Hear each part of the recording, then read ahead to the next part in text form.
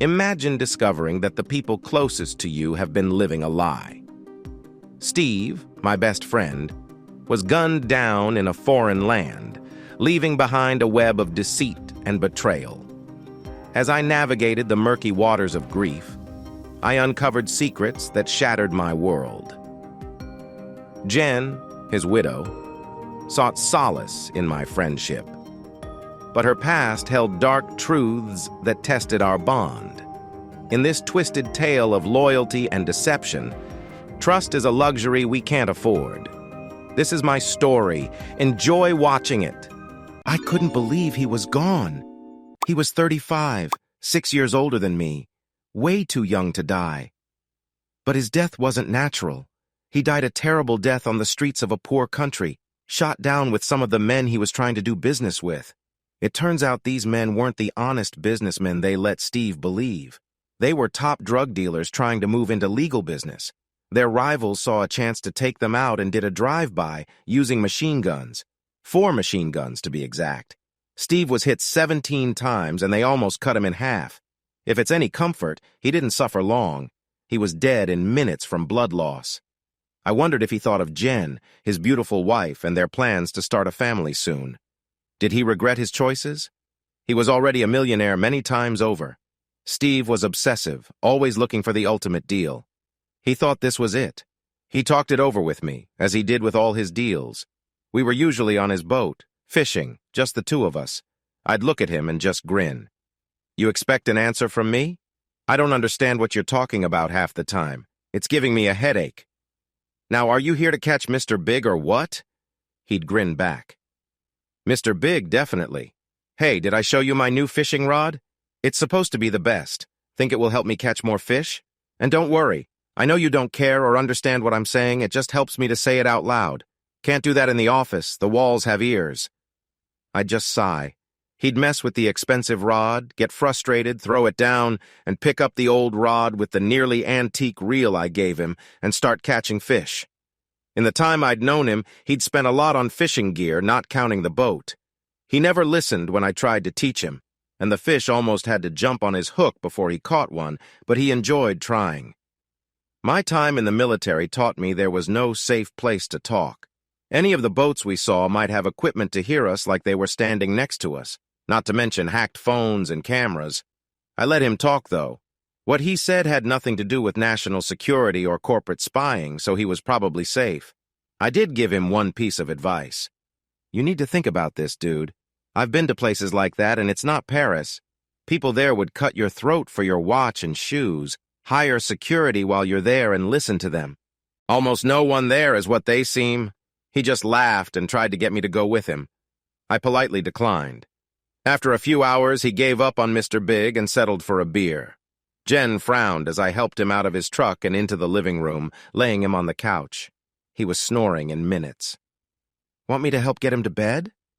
Jen smiled sadly. No, let him sleep it off there. When he wakes up with a stiff neck and a sore back, he might think twice before doing it again. I swear, Jaime, you bring out the best and the worst in him at the same time. How do you do that? I shrugged. Natural talent, I guess.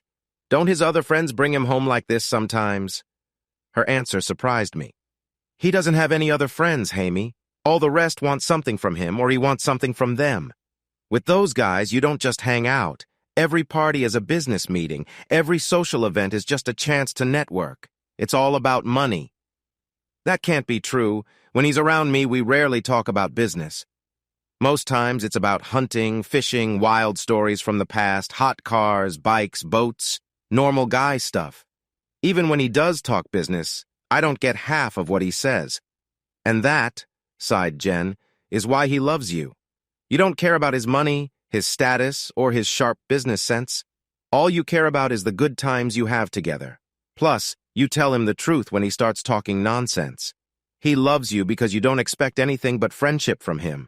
Meeting you was one of the best things that ever happened to him. She looked at him and sighed. He had told me they were supposed to have a date night. Work had been intense and he had been neglecting her. Not a good idea, because she wasn't just beautiful, she was stunning. She had been a model before they got married. She still worked out and kept that amazing figure. Men would walk into doors when she passed by. I knew because I'd seen it. Besides that figure, she had a perfect face, lovely smile, pouty lips, and blue eyes you could get lost in. I was so tongue-tied the first 3 times I was around her that I could barely talk. She finally made me do 3 shots with her and then told me the funniest, nastiest jokes for 30 minutes. I laughed so hard I forgot to be shy, and we'd been friends ever since. I got an idea. "Do you own any jeans?" I'd never seen her in anything but dresses and skirts. "A closet full, why?" "Got any boots? Cowboy boots, maybe?" She grinned for the first time. "Why, Jaime, are you joking around? Because if you are, I have these thigh-high black boots that look great with my leather jacket. Regular boots? I've got them in snakeskin, ostrich skin, and plain leather." After my face stopped turning red and she stopped laughing, I asked her out. She seemed surprised and asked me why. "Because, Jen, you need to get out and relax. Forget about him for a bit, and I'll show you a fun night you won't forget." She stopped smiling, and I hurried to explain. "I was heading to a club tonight. I think you'd enjoy it. You're a very beautiful woman, and most guys would do anything to be with you. I'm different, Jen. I respect boundaries and just want you to have fun. Let your hair down, dance a little. I'll keep an eye on you and take pictures if you want. You seemed down, and I thought I'd offer." "Will there be beer, country folks, maybe a bar fight or two?" "There will be beer and country folks, but no fights. It's a safe place. If someone causes trouble, the bouncers and everyone else step in. It's a friendly spot for couples, and they like to keep it that way. Just thought I'd offer." I stood up from the kitchen table and rinsed my coffee cup, placing it on the counter. Jen always joked that with my neat habits, I'd make a good spouse someday. "We'll take the Jaguar." "We'll take the truck. If you took that Jag, every guy there would be all over it. Now jeans and a nice shirt. And Jen, could you turn it down a notch? The way you look now, I'd be fighting off guys all night trying to protect you." She stuck her tongue out and told me to wait 10 minutes. I said I needed to get home, shower off the fish smell, and change. She took my hand and led me to the master bedroom, making me feel uneasy. "Stand here." She went into his closet, a big room filled with clothes. Hers was even bigger. I heard drawers opening, and she came back with jeans, a western shirt, and snakeskin boots. She led me to a guest room with a large bathroom. "Here you go. He bought these clothes after meeting you, but never wore them. I didn't bring any underwear, so it's commando for you. Now clean up and meet me downstairs in 20 minutes. Steve and I were the same size, even in shoes. The only difference was height. He was half an inch taller. Same hair, same eyes. People often thought we were brothers. I showered, enjoying the fancy shower, shaved with a kit I found, and got dressed. I had to admit I looked pretty good. Well, they say clothes make the man. If Jen tried to tone it down, it didn't work. Her jeans were so tight I thought they'd tear if she sneezed. She wore a pale pink western shirt to match her lipstick, her hair pulled back in a messy ponytail and bright red boots. She held a white cowboy hat. "How do I look?" she asked, spinning around. "Like trouble, you look like trouble," she smirked. Exactly the look I was going for. "Now, let's go." We checked on Steve, who was hugging a pillow and snoring. Jen wrote him a note and placed it on the coffee table with water and Tylenol. We took his truck since mine was still at the marina. It was a brand new, shiny truck, white with lots of chrome. I thought at least it was a truck. We got to the barn, a big building made to look like, you guessed it, a barn. Almost everyone outside stared at the truck. But when I helped Jen step down, every guy forgot the truck and stared at Jen. She knew it and walked in like she owned the place, holding my arm tightly. When we walked in, everything stopped, and people just stared. The band hadn't started yet, so the normally buzzing place went quiet. I just smiled and walked on, waving to Mary for a pitcher of beer. She was there in 3 minutes, pouring beer for Jen, but spilling mine all over the table while looking at her. I gently stopped her.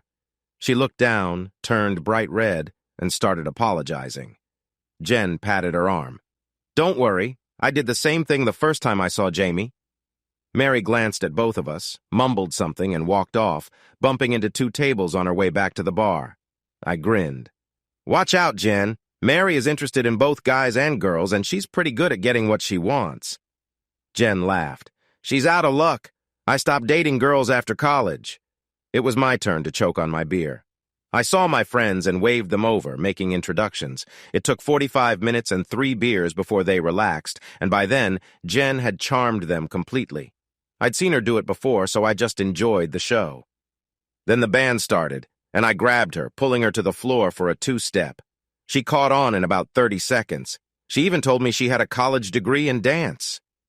We danced through a few more songs until I was out of breath and took her back to the table, where she clearly wanted to keep dancing. I turned to Greg. "I'm done.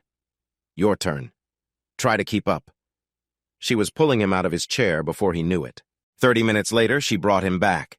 He was breathing hard like he'd just run a marathon. She sat down and had a beer. 10 minutes later, the band played a slow song everyone loved. They called it the Snuggle Special. She got up and pulled me with her.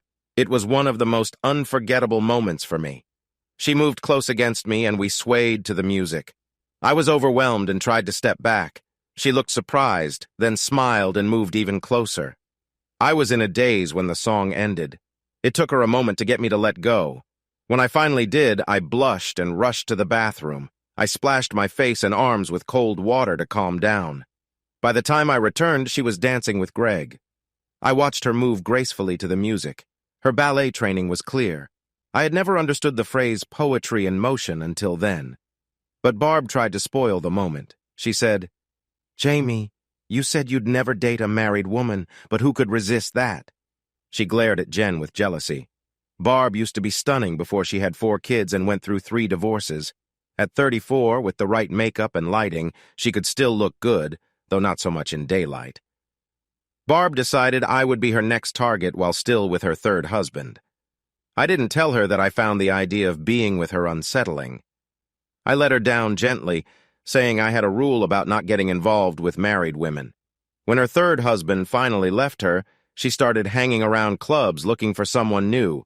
She was getting money from her exes and had some cash from her last divorce. She didn't work, living off her ex-husbands. It's not easy, but it's possible, Barb. Her husband is a close friend of mine, and I'd never do anything to betray that.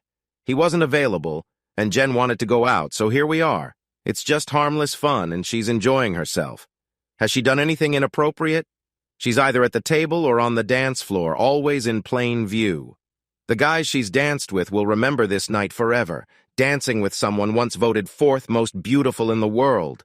Bull, I've seen how she looks at you, and how you look at her when she's not watching. She's in love with you, and you're in love with her. Maybe, Barb. But even if I did love her, so what? She doesn't love me back. Even if she did, she's out of reach. I'm just happy to be her friend, and her husband trusts us both. Think hard, Barb. Remember what it feels like to trust and be trusted. It's probably been a while since any woman trusted you around her husband or him around you.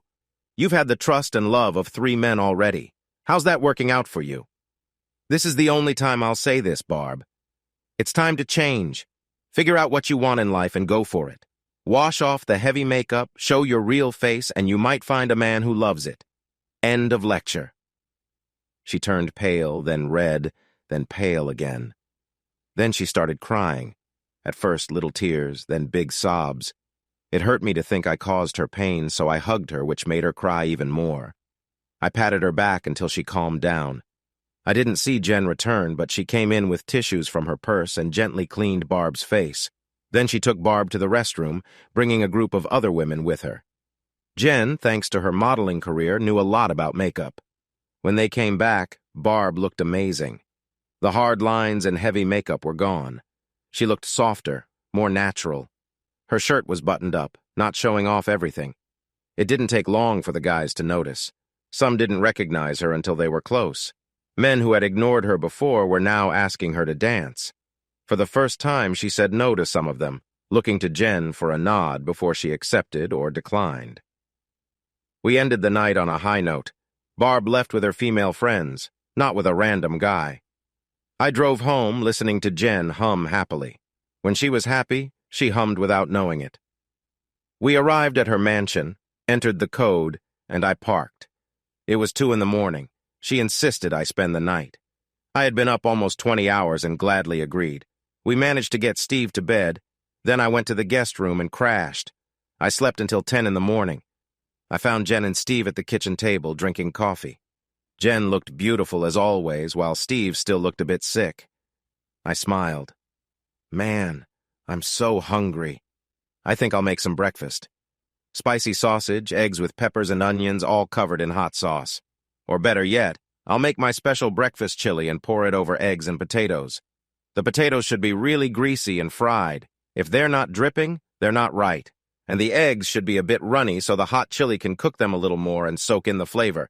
How about a big bowl, Steve? You can wash it down with a Bloody Mary with extra hot sauce. Just talking about it makes my mouth water. Steve turned greener and greener until he jumped up and ran to the bathroom. I shouted after him, "Just because you bring a case of beer doesn't mean you have to drink it all, Steve. Ready for breakfast?" Jen lightly smacked my arm, laughed, and then started making toasted bagels with jams and cream cheese. Even that almost made Steve run back to the bathroom. I think I drank about 4 cups of their coffee. They had the best coffee and a machine that seemed to be designed by NASA. It even considered the weather while brewing. Steve was back on the couch when Jen took me to my truck. I had a great time last night. Thank you. It's been so long since I went out just to have fun. I envy you. Why, because I live a simple life? I probably make in a year what Steve makes in 2 or 3 days. I have to worry about bills, paying for my house and car, wondering if my job will last. If Steve stopped earning money today, you could still live the same way for the rest of your life. Money won't buy you happiness, but it will buy you a good kind of unhappiness. You think I care about that? I made enough from modeling that I don't have to worry about money. I quit modeling to find a good man and start a family. I'm trying to get Steve to start a family, but for 3 years he's said maybe next year. I'm not getting any younger. Really? Are you even 30 yet? Relax, Jen. You have plenty of time. Believe it or not, that was the first conversation I remembered when I found out Steve had died. No one told me. I heard it on the news like everyone else. I drove straight over, only to find the place full of people I didn't know. The guy who answered the door didn't want to let me in, so I pushed past him and found Jen in the living room, surrounded by 3 of her college friends. She was just sitting there, staring blankly, clearly shocked. When she saw me, she cried and held out her arms. I soon had her on my lap while she cried, her friends comforting her. She cried less and less until she just sniffled, and then fell asleep. Her friends gave me grateful looks. I knew one of them. We had met at Jen and Steve's house and had gotten along well. She even asked me to escort her to an awards dinner once. Jen fussed over me like a mom over her teenager. She bought me a new suit, shirt, tie, shoes, and sent me to her stylist. I probably looked the best I ever had when I met her at their house. I was told clearly to drive the Mercedes and be a perfect gentleman. Sandy, the friend, grinned as Jen gave me instructions. Not too perfect, Jen. I've never met a real redneck. I've heard they can be lots of fun. I turned red and Jen had a look I couldn't figure out. We had a good time. Sandy was a lawyer, and a really good one. The award was for a case she had worked on for free, getting a man who had been in jail for 7 years out by proving he was innocent. She was now helping him sue the police and the prosecutor, showing they had lied and messed with the evidence. They were trying to settle for $500,000. Sandy said they wanted no less than $3 million. They later settled for $2.2 million. She set it up as yearly payments, which was smart. He got enough to live on if he was careful, but it wouldn't give back the 7 years he lost or his family. His wife had divorced him, taken their daughter, and moved away, saying she didn't feel safe raising their daughter with him around. She had remarried, but that marriage was also failing. Sandy got him visitation rights, starting with 1 weekend a month. She suggested he and his daughter go to counseling first to get to know each other again. It would be hard, but she hoped they would reconnect. They did, and his daughter eventually asked to live with him when her mother's second marriage ended. In a surprising move, he brought her mother back to town, got her a nice apartment, and supported her until she could take care of herself. He said it was to make up for the child support he should have paid. She hinted at getting back together, but he turned her down. She had been pretty nasty in the papers and didn't let his daughter visit him in prison. Too much had happened to forgive. Instead of going back to work, he went to community college, then state college, and got a degree in engineering. He and his daughter shared an apartment in her last year. She was now a freshman at the same school. I really enjoyed the awards dinner and the dancing afterward. Jen had to teach me how to dance properly, and I'm sure she had bruised toes from our first few lessons. I dressed well enough to blend in and mentioned I worked in construction management without going into details. I was actually a crew foreman and earned good money. I even had a degree in construction management thanks to the GI Bill. My bosses had promised me the next open management spot. I was chatting with a lawyer I got along with when I heard Sandy yell, "No!" loudly. I saw her pull her hand away from a guy. I walked over and kissed her on the cheek. "Hi, hun. Enjoying the evening?" "I was," she said, glaring at the guy. He looked at me and smiled. He was about 6'5", over 250 pounds, and had big muscles likely from a gym. I was 5'10", 170, with muscles from hard work. I could tell he dismissed me. I've met guys like him before, and the military taught me how to handle them. I smiled back. "Do you want to trade insults, beat your chest a bit, maybe howl? Let's save time and skip right to the part where I knock you down. I've dealt with guys like you before, and I make sure they never look the same afterward, win or lose. You might need a good cosmetic surgeon. So, want to fight or walk away?" He tried to bluster, but I held up my hand. "Yes or no, walk or fight. Any other word and I'll start." He hesitated, looked around, but no one backed him up. Many seemed to enjoy the idea of watching him get knocked down. He deflated and walked away. Sandy looked at me surprised before grinning. "You've destroyed him, you know that? He'll never be seen as strong by anyone who saw this. They'll talk and his power is gone. He'll leave the firm in less than 3 months." I shrugged. If not me, someone else would have done it eventually. "Want to dance?" She did. Jen was off for a while, but after talking with her friend, she was back to her usual self. "Sandy said the date was great. I'm glad you're not getting serious. Sandy's not for you." I was a bit sad. "I don't think anyone is right for me, Jen. Every time I meet someone, I compare them to you and they fall short." She blushed and then glowed while Steve laughed. "You're ruined then. My wife is one of a kind, the gold standard." Jen really glowed, and I left, knowing they would be close before my truck left the driveway. I wasn't jealous, but thought he shouldn't neglect her so much. Sandy stood with her friends and signaled me to follow. I carried her to her bedroom, and they turned down the sheets. I laid her down gently, touched her cheek, and left. At least one of her friends stayed with her all night. I went back to the living room and was shocked. It had turned into a party. They found the liquor cabinet and were drinking heavily. I held it together until they turned on the music, cranking up the volume until it was almost deafening. Sandy came back in and looked at me, knowing exactly what I was thinking. Who are these jerks? A lot of them are Steve's business friends, here to see what they can get. Some are from her modeling days, hoping to lure her back. The rest are just tagging along. They'll use her until she wise up, then leave her and find someone else. "You're her lawyer, right?" "I am. And Janice is a doctor, isn't she?" "That's right," she said, starting to smile as she guessed where I was going. "Then ask her if she thinks this is a good place for Jen right now." "We've already talked about it. It's not. But as smart women, there's little we can do with these jerks. We're thinking of hiring security." I stood up. "Well, I'm not a woman and certainly not known for my brains. Maybe I can save you some money." I got their attention by turning off the music. "On behalf of Jen and Steve, thanks for coming. Jen's doctor has advised rest and quiet, so please honor her wishes and leave. You can come back later after she's had some time. She would appreciate it." "Who the hell are you, buddy?" Before I could speak, Sandy stepped in. "He's probably the only man here who truly cares about Jen. Leave her in peace. If not, I'll turn my security guy on you. He holds 2 black belts and has been charged with murder twice, both times for protecting clients. Want to test him?" None of it was true, but they didn't know that. They left, grumbling among themselves until it was just me, Janice, Sandy, Melody, and Jen. Janice told us she had given Jen a mild sedative so she'd likely sleep through the night. She turned to me. "Jaime, can you stay? Melody will be here, but it would be better if you stayed too. Jen's going to be shaky for a while and will need friends around her." I stayed for 4 days, moving into the 2-bedroom guest cottage they had. The women stayed in the main house. There was a huge turnout for the funeral, and Jen held my arm tightly, only letting go when I did my pallbearer duties. I sat beside her during the graveside service. She had cried herself out by then and sat still as the preacher spoke. The troublemakers decided they couldn't get anywhere with me around, so they left us alone. We went back to a quieter house with about 20 people who really cared about Jen.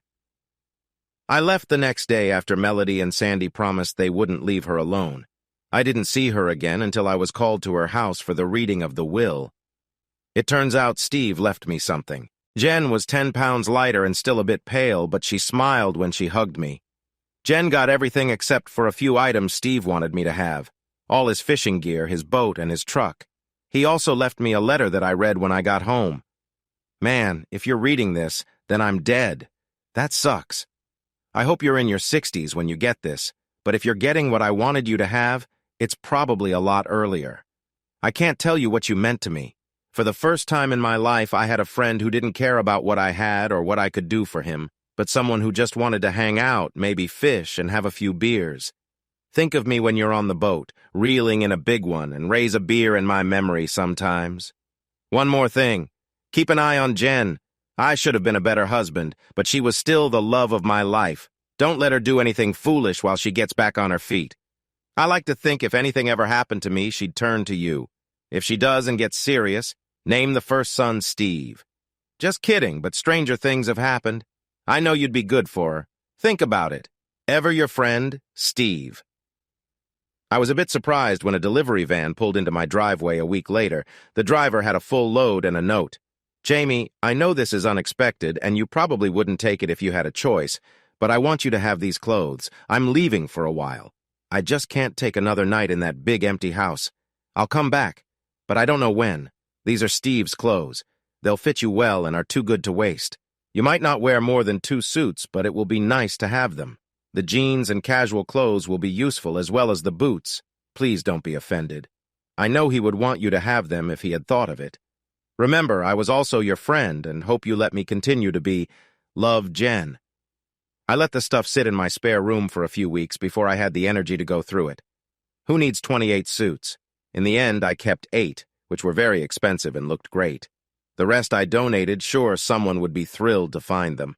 I kept most of the jeans and casual clothes and all 36 pairs of shoes and boots. Each pair probably cost more than I made in a month. I'd never have to buy shoes again. Life went on. I'd fish sometimes, always feeling a bit guilty when I used the boat and truck. I almost never drove the truck because it was too nice for construction sites. Instead, I liked taking the boat out. I had some fancy fishing gear, but I usually used the old Zebco rod I gave Steve. I still remembered the night we met. I didn't own a boat, so I fished from the shore. My favorite spot was near a power plant. The water churned there, making it perfect for catfish. I planned to leave by 11. I'd already caught 4 good fish and a huge one, around 20 pounds. That would keep me in catfish for months. Steve came down the path, stumbling in the dark. "You okay, man?" I asked. He seemed a bit tipsy. "Yeah, I think so. My car broke down not too far from here, and I got lost. Plus, my phone is dead. Can you call an Uber for me?" "I can, but we need to move higher up for a signal. Sit here while I finish packing my gear. We'll make the call once we're up top." He watched me reel in my lines. Suddenly, a catfish bit as I pulled in the last line. Steve was right next to me, amazed. "Here," I said, smiling. "Reel him in for me." He took the rod, but admitted he didn't know how. "Keep the line tight so he can't get off. Just keep reeling. And when his head comes out, I'll scoop him up with the net." It was a good catfish, about 10 pounds. I'll never forget the look on his face. Wow, I've always wanted to catch a fish. He had never fished before. That was surprising. He helped me carry my stuff back to the truck, then we went to his car. It was a shiny BMW. "I'll call A tomorrow to tow it." "No, call them now. Look around. We're in the middle of nowhere. If some guys see this, it could be stripped by morning. Call now." "Can I use your phone?" he asked. I hit speed dial. "Wilbur? I know it's late, but we have a BMW at Lookout Point. Can you tow it? We'll wait." Wilbur's voice came through the speaker. "How'd a BMW get way out there?" "I think the guy got lost." "Give me 20 minutes." We waited, talking in the dark. After 10 minutes, a truck pulled up and 3 guys got out. They didn't see us and started pulling at the car doors. I turned on my lights. "Move on, boys. Go fish. The fish are biting." They had been drinking and one guy threatened me. I got out, holding my .357 down by my side. "Move on." "Or what?" he challenged. "Or I shoot." "You don't have a gun!" he mocked. I fired a shot in the air. The loud noise made them jump and they almost left one guy behind. Steve looked at me like I was an alien. "Would you have shot them?" he asked. I didn't need to. Once they saw the gun, they backed off. But if they had weapons or got violent, I would have defended myself. Here comes Wilbur. Wilbur arrived, checked the car, and grinned. "Get the undercarriage looked at. The road's rough." He handed Steve a card for his garage. I offered Steve a ride since he couldn't get an Uber there and didn't want to wake his wife. "You don't need to wake her. I'll drive you home. It's on my way." He was quiet most of the ride. His home was a big mansion hidden by trees. "You live here?" "Yeah, I bought it for my wife last year. Want to come in?" "No thanks. I'm dirty and smell like fish. Your wife wouldn't like that. Call Wilbur in the morning. He knows his stuff." I waited until he was inside before leaving. Wilbur checked Steve's car and found a bent tie rod. Steve got it fixed and asked Wilbur about me when he picked up his car. Wilbur told me later, "Jamie's a good guy, Mr. Rodham, probably the best fisherman around. When the local fire department needs fish for a fry, they call him." Steve was sitting in my driveway when I got home from work 3 days later.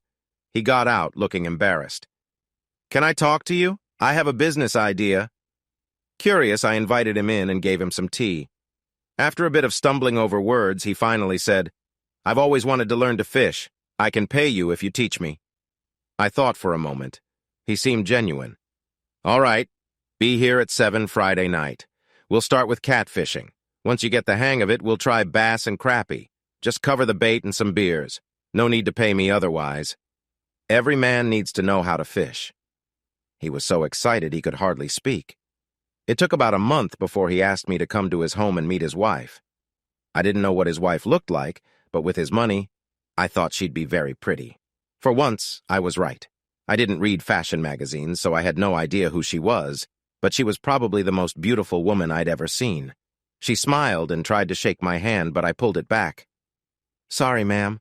I have fish bait on my hands, and you'd probably rather not touch them." She stared at me for a moment, then grinned. "Well, I insist you come in and wash up so I can greet you properly." I scrubbed my hands thoroughly in the sink, not wanting to offend her. Then I surprised her again by not sitting on her couch, so we moved to the kitchen table. I felt more at ease. Back where I grew up, friends didn't use the front door. They often stayed in the kitchen, where there was always something cooking or fresh out of the oven, and they never overstayed their welcome. After we talked a bit and I shared about my upbringing, she grinned.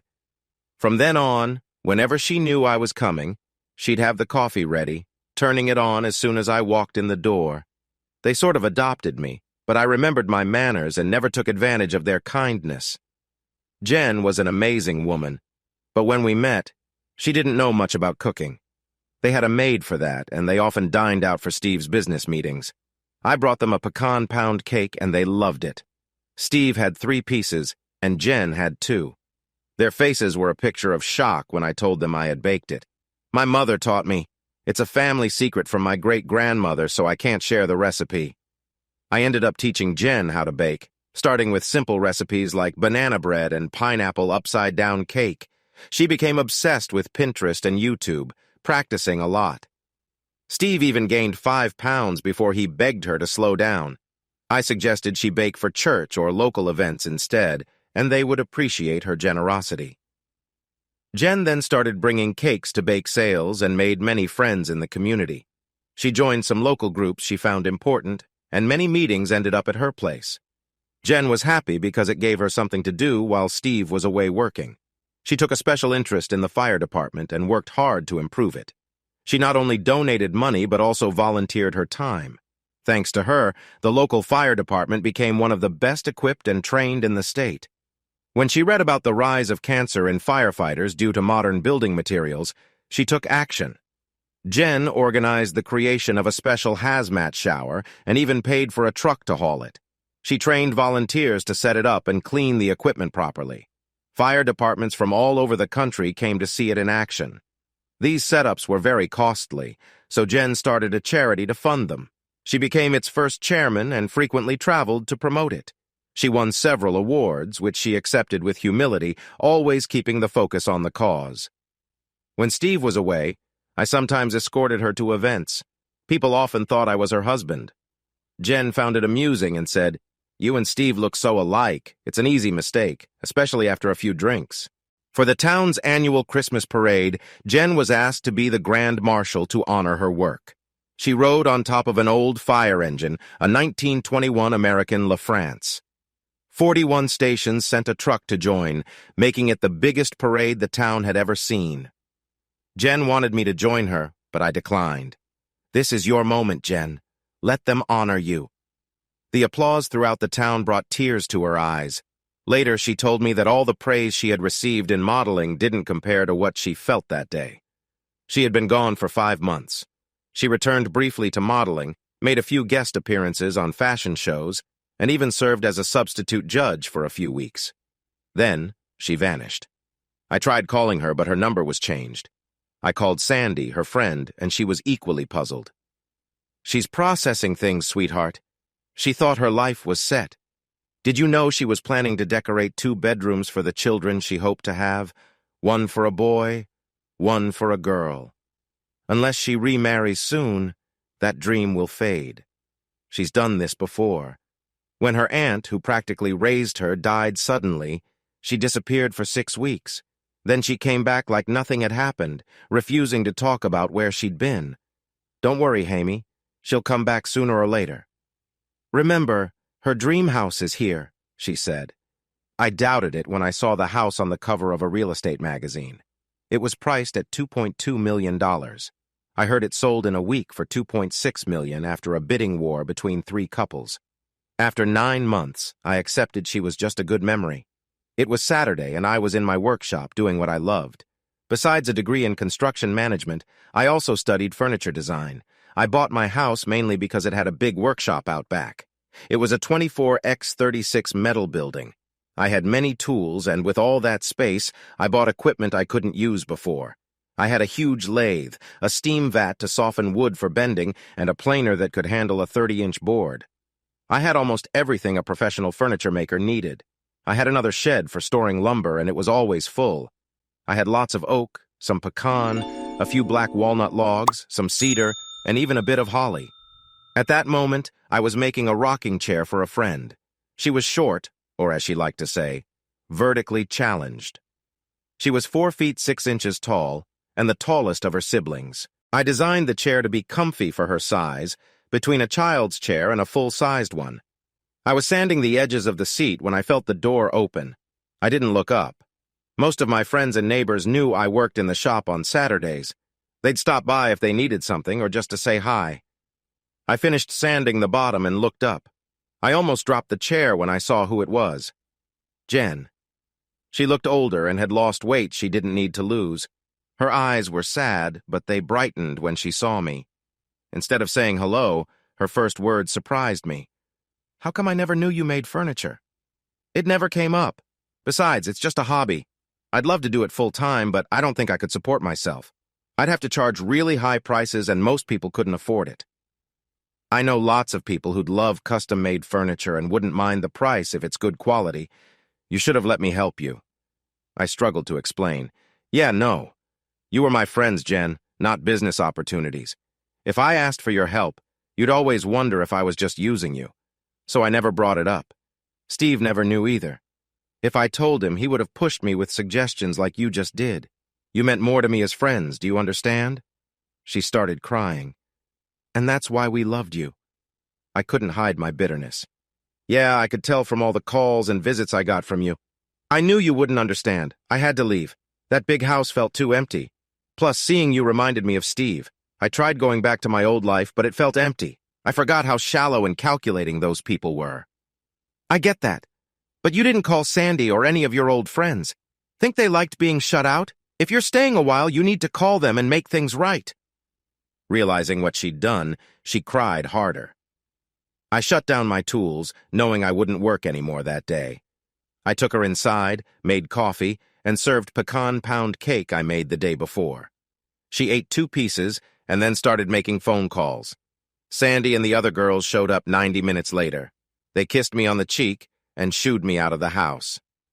I killed time before deciding to light my grill. I had marinated some chicken legs the night before, so I grilled them along with a few steaks, potatoes, corn, and honey-glazed carrots with toasted pecans. The smells lured them to my deck. My house was a manufactured home because it was the best I could afford, but I had modified it a lot. I was proud of my multi-level deck with a built-in table that wrapped around a big oak tree. It was their first time there, so they wandered around, checking out my koi pond with a little island holding a large Japanese lantern and my well-organized vegetable garden. They were surprised to find a whole section of flowers including sunflowers, zinnias, African daisies, cosmos, and marigolds. When I called them to eat, I was amazed. They ate like construction workers, not fashion models or professional women. They laughed about the whole roll of paper towels they used. Sandy let out a loud burp, making everyone laugh. I think I need to rethink my relationship standards. You cook, you build furniture, and you're not bad to look at. Everyone laughed, but Jen looked annoyed. The others noticed and teased her, giving me their phone numbers. I looked at Melody. Aren't you married? I am, and I love him a lot. I just wanted you to have my number so we could set up training sessions for him. He could use some tips. They relaxed as night fell, admiring the party lights, especially the Japanese lantern on the little island. The lights were set up to keep insects away from the deck. I brought out more coffee and the pecan pound cake. They groaned, but managed to eat every bite of it. They all asked for the recipe. Jen smiled. Sorry, girls, but it's a family secret. He won't even give it to me, and I've tried for almost 2 years. He says it stays in the family. Sandy looked at Jen and grinned. Well then, we'll have to marry him off to one of us to get a steady supply. Any volunteers? They all turned to Jen. She blushed but promised to look into it. There were lots of hugs as they left. Sandy pulled me aside. Men can be clueless sometimes, so let me spell it out. She didn't come back for us. She came back for you. If you're not interested, let her down gently. If you are, go slow. She's still a little fragile. I was surprised. Her? Me? She's out of my league, Sandy. She's rich and beautiful, and I'm just an average guy trying to get by. It would never work. She lightly slapped me. You're even denser than most. She doesn't care about money or possessions. She already has those. She needs someone who loves her for her, not for what she has. If you get together, it won't be because of her money. She wants the love of a good man and a family. She's talked about having kids ever since college. Man up, Jaime. Be that man. We waved as they left and went back into the house. Where are you staying? I know you sold the house. She seemed surprised. I'm staying with you, at least for a while. Is that okay? I can find a hotel if you'd prefer, but I really want to be here. I need something real, not the illusions I've been living with. Please? I thought about it for a minute, looking at her worried face. Then I sighed. Yeah, you can stay. I guess I'll have to get used to one of the most beautiful women in the world using my bathroom. The things we do for friends. She started to smile. I promise not to leave my stuff lying around too often. I'm very tired now. Where do I sleep? Your bed, I hope? She was half joking. I led her to the guest room. I had made all the furniture myself, from the dressers to the large bed. There was even a vanity with a heart-shaped mirror. I had made it thinking of a little girl. She walked around, touching everything. Finally, she turned and smiled. What's her name? Huh? The little girl. You obviously designed this room for a daughter. Did you have a name picked out? No. I always thought we would pick the name together if I got married. It wouldn't be fair otherwise. She teared up again.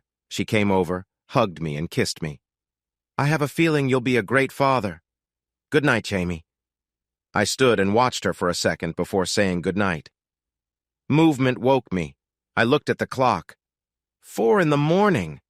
I wondered what I had heard until I saw her at the foot of the bed. It scared me for a second before I remembered she was still there. Jen, are you all right? She jumped onto the bed, crying on my shoulder. No, I'm not all right. Can I stay here for a bit? I need to feel someone's arms around me just for a while. I'll go back to my room when I calm down. I pulled the covers back and she climbed in, resting her head on my shoulder. She smelled nice and felt warm. I fell asleep with my arm around her. I woke at 8 and she was still there. Her head was on my shoulder and my arm was around her waist, holding her close. I watched her, thinking how beautiful she was without makeup, her hair all messy. 15 minutes later, she opened one eye. How long have you been looking at me? A little while, and I wasn't staring, I was admiring. Jen smiled and stretched, her body moving against mine. I felt my body react, and she noticed. She pushed me away, giggling. Up. I'm ready for breakfast. We showered separately. The thought of her just on the other side of the door didn't help me calm down, so I had to stand under cold water to get control. Jen had been busy. Pots and pans were everywhere. She wouldn't let me help, so I drank coffee and watched her move around the kitchen. Jen had made crepes, and they were great. Where did you learn to do that? Paris.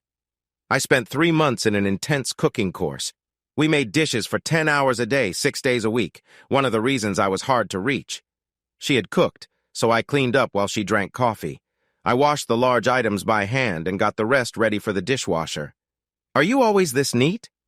Yeah, the military taught me, and since I live alone, it's easy to keep things clean if you don't let them pile up.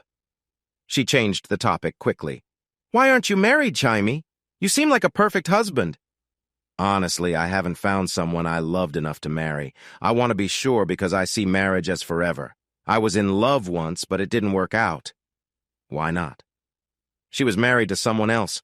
Pursuing her would have ruined things. It wouldn't have worked. How could I trust someone who would hurt the person they promised to love forever? If she did that, could I respect her?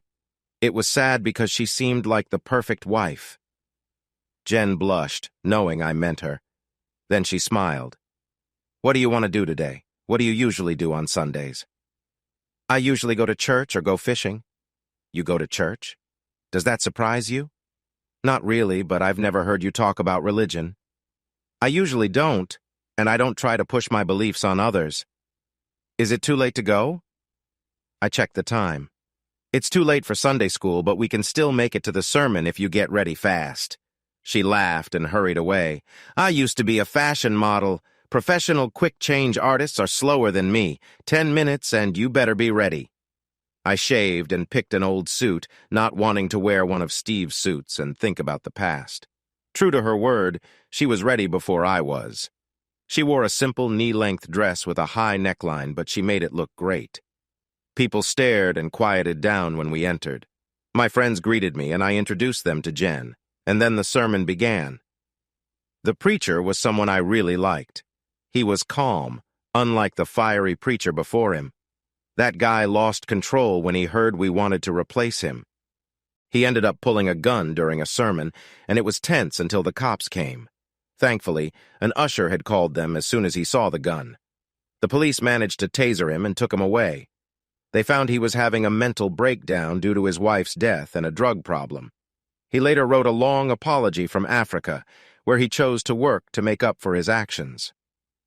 The sermon that day was about marriage, faith, and dealing with modern life.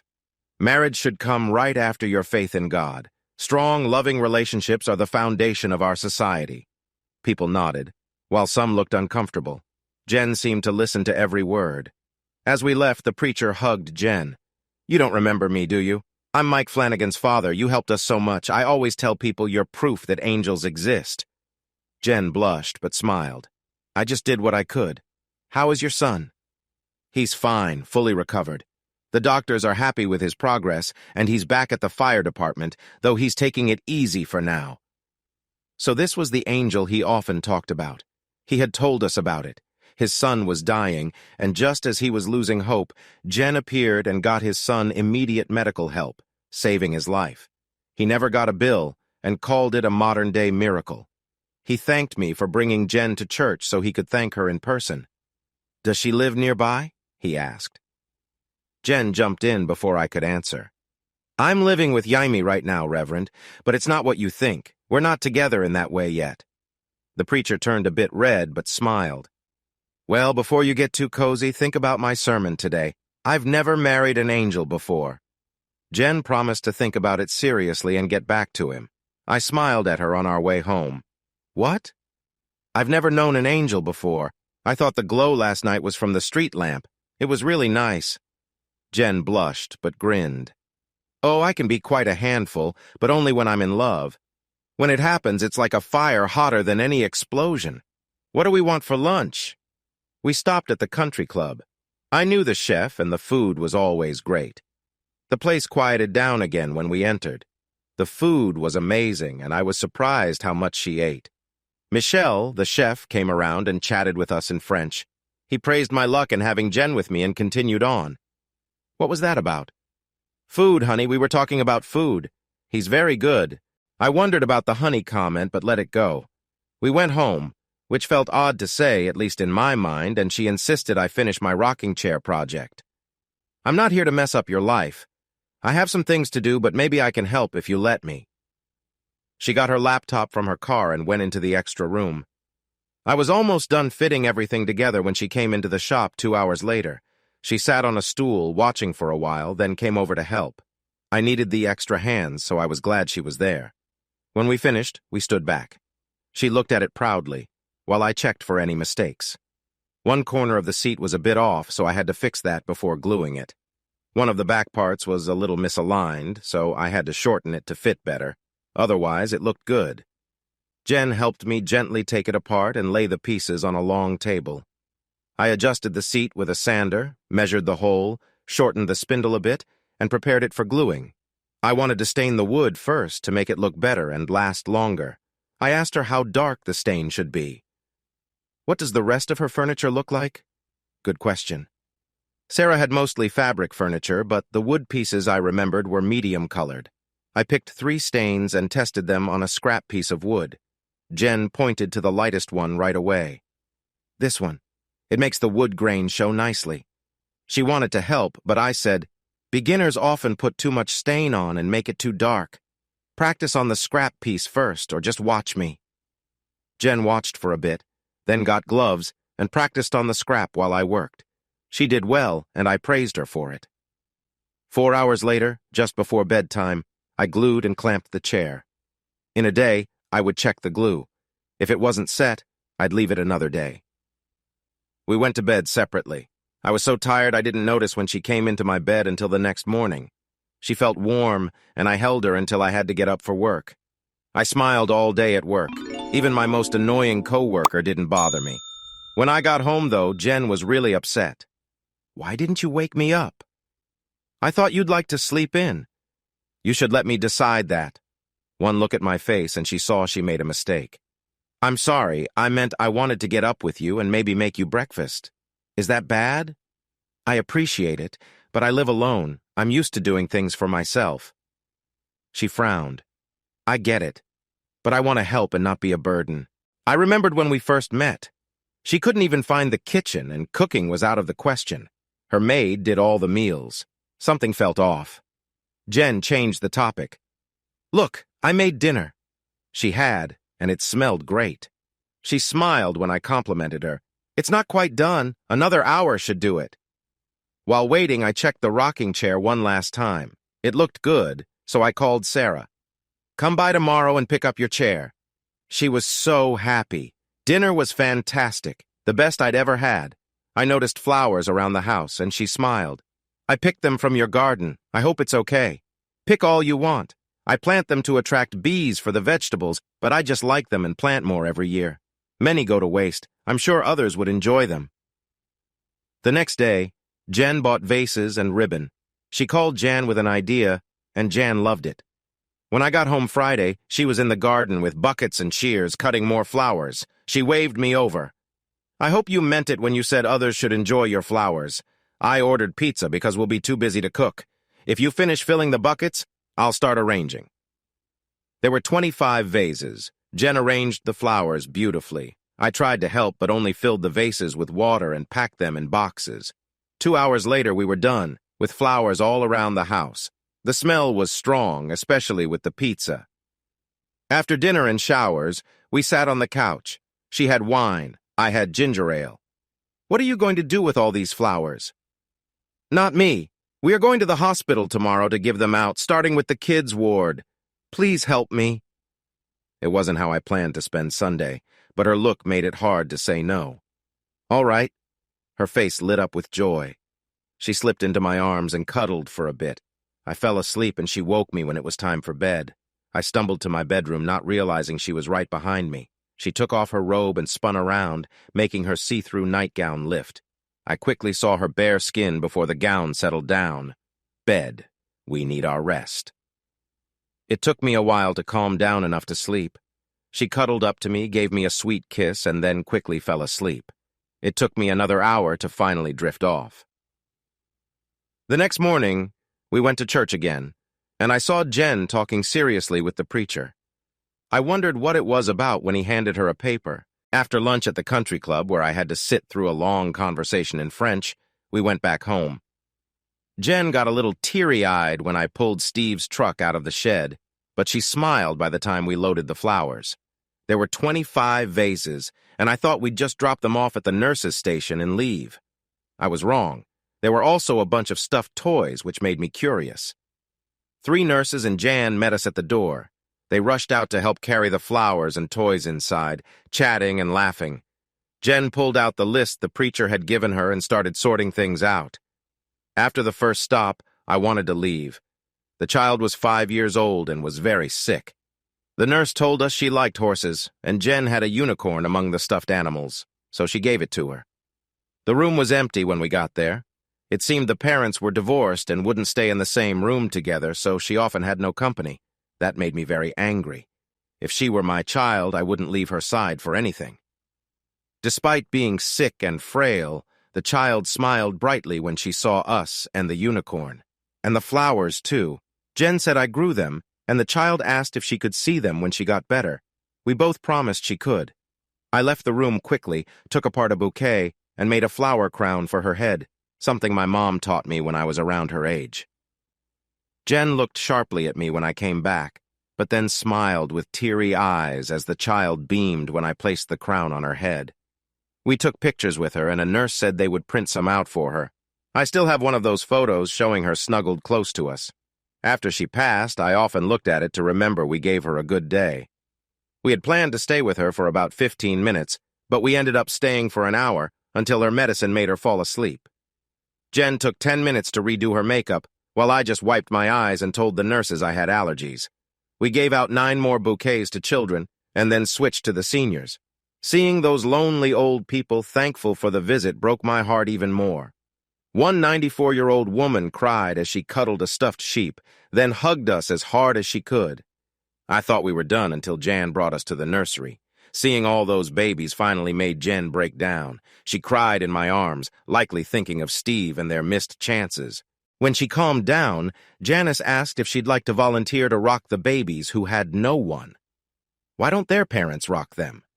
Some babies are left here by mothers who can't care for them. Others might have a single parent with problems. Some babies are born needing to go through withdrawal. Those are the ones who need to be held the most. Jen said she'd be there Monday morning. The ride home was quiet. Jen changed into comfy clothes and brought a pillow and blanket to the couch, asking me to cuddle with her. Feeling emotionally drained, we both fell asleep, waking just in time for a light supper and then back to bed. I didn't even comment when she got into bed in just her underwear. We went right back to sleep. She made sure to wake up early to make me breakfast. She cooked while wearing just a t-shirt and panties. It was a nice sight and brightened my day. I thought about it as I ate my lunch at work. I knew she was sending a message, but I wasn't sure. Being with her would be a dream, but I had to be realistic. She was very rich. I made decent money but lived in a simple house. It was nice and I had fixed it up, but it wasn't a mansion. I was sure that if we moved in together, problems would start. I also couldn't get over how she disappears when things get tough. I wouldn't be able to handle that. I decided we needed to talk openly about our hopes and fears. But that chance was gone when I came home to a very angry Jen. Your girlfriend came here today. I don't know who was more shocked, her or me. She got back from her trip early and came to surprise you. Well, surprise! I took a deep breath. Jen, why are you so upset? Did you think I lived like a monk, waiting for something I couldn't have? I live in the real world, sweetie. I can't just vanish when things don't go my way and then come back months later like nothing happened. I can't expect people to be okay with that. She looked surprised, like she didn't expect my reaction. I told you I was grieving and trying to get my life back together. Yes, it was rude and thoughtless to leave you and my friends without a word. I tend not to think things through. If I had, I might have never married Steve or met you. That shocked me. I thought they were truly in love. She noticed the look on my face. That didn't come out right. I did love Steve, a lot. But I soon realized Steve was really selfish. He loved me, but he also loved showing off his beautiful ex-model wife at business events. I was proof that he had succeeded in life. I wanted a family, but after 2 years of being pushed aside, I knew I had to bring it up directly. I found out something funny while looking through his papers after he died. He'd had a vasectomy a year after we married. I think he planned to get tested, show me he couldn't have kids, and make me drop the idea. It wouldn't have worked because I remembered how careful he was about protection when we dated. After reading that, I knew we would have eventually split up. I needed to think about that for a while. I knew Steve was selfish, but I didn't think he was that selfish. I'm sorry, Jen, for you and for knowing a man who would do something like that. She sighed. What about your girlfriend? I'm going to call her. Then I'll probably go see her. She's been away on a training course for 3 months. It was in England. In many ways, she's like you. She's pretty, but not quite as beautiful as you. She's successful in a field dominated by men. She's the first woman her company sent to that course. She'll probably become a vice president in a few years if she keeps it up. I bet she gets paid much less than the men. Actually, she makes more than most and almost double what I make. Now, if you'll excuse me, I need to shower and change. I might be late getting home. Do you remember how to set the alarm system? She just walked out to her car and drove off. Angie was upset. How long has she been staying with you? A couple of weeks. I think another 2 or 3 weeks and she'll leave. I'm like a familiar place to her, plus I look a lot like her late husband. Is she looking for someone just like him? I know who she is. Anyone who's read a fashion magazine knows her. I thought she'd have wrinkles and gray hair by now, but she looks better than my younger sister, and she's 23. Are you sleeping with her? I dodged that question well. I'm not having sex with her if that's what you mean. She must be rich. How much is she worth? I have no idea. I never asked, and she never told me. How much are you worth? That was a touchy topic. I had a rough idea of her earnings, and her house was huge. She liked showing me off at business events, dressed in one of Steve's nice suits, but she didn't like my job. She worked in banking and told me to quit my job and start making custom furniture. She even had the financing ready. She was shocked when I said no because I wasn't comfortable with that. My parents had struggled and ended up with nothing. I didn't want that to happen to me. Our relationship was tense for a while, but we got back on track just before she went on her trip. She changed the topic wisely, and we went out for dinner, then back to her house. When I got home, Jen was gone. I shrugged. I would miss her. It was 8 weeks before I saw her again. It was at a funeral for a little girl with cancer. The cruel disease finally took her. Her mom said she died in her sleep. I didn't know she had passed until an old lady came to my door. Hi, you don't know me, but you know my granddaughter Julie. May I come in for a moment? I brought her inside, sat her on the couch, gave her a glass of tea and a piece of cake. She smiled at the old-fashioned hospitality. Your parents must have raised you right, Jaime. They tried. She had the saddest smile I'd ever seen. I think it worked. I've got bad news, son. Julie passed away last night in her sleep. She knew she was going to die, and she asked me to ask you something if she did. Her last request was for you to make a band of flowers for her to wear to heaven. It hit me hard. I had a habit of picking flowers once a week and taking them to the hospital. There, Jan and the nurses would arrange them. I would always visit Julie, and she would always smile at me. She had a few toys around, and she loved puzzles. One day I stopped by, but she was having a treatment. I knew she'd be tired, so I didn't stay. Her unicorn was on her dresser, propped up on a bouquet of my flowers. I took about 8 pictures with my phone. The next day, I went to a professional photographer and told him what I wanted. He picked the best 2 photos and combined them, making the flowers stand out. He printed it on special paper. I spent every minute after work that week making a puzzle to fit into a custom frame I'd built. It had 80 pieces, and I carefully put the photo on them. It was a big puzzle for a 5-year-old, but the pieces were large, and she seemed really smart for her age. Once it was assembled, I used a utility knife to carefully separate each piece, making sure the edges were smooth. Then I applied a light coat of acrylic paint to make them sturdier. I assembled it a couple of times to ensure everything fit perfectly. I gave it to her in a large bag without any instructions. It took her 3 days to put it together. Her mother said she cried with joy when she saw what the puzzle was. Now she was gone. Just before she left, her grandmother handed me an envelope. She wanted you to have this. I wrote it out for her, and she copied it in her own handwriting, something to remember her by. I stayed very calm while she was there, but when I was alone and read the note, I cried. The handwriting was messy, but the words touched me deeply. Mr. Jaime, thank you and Miss Jen for the flowers and the unicorn and the puzzle.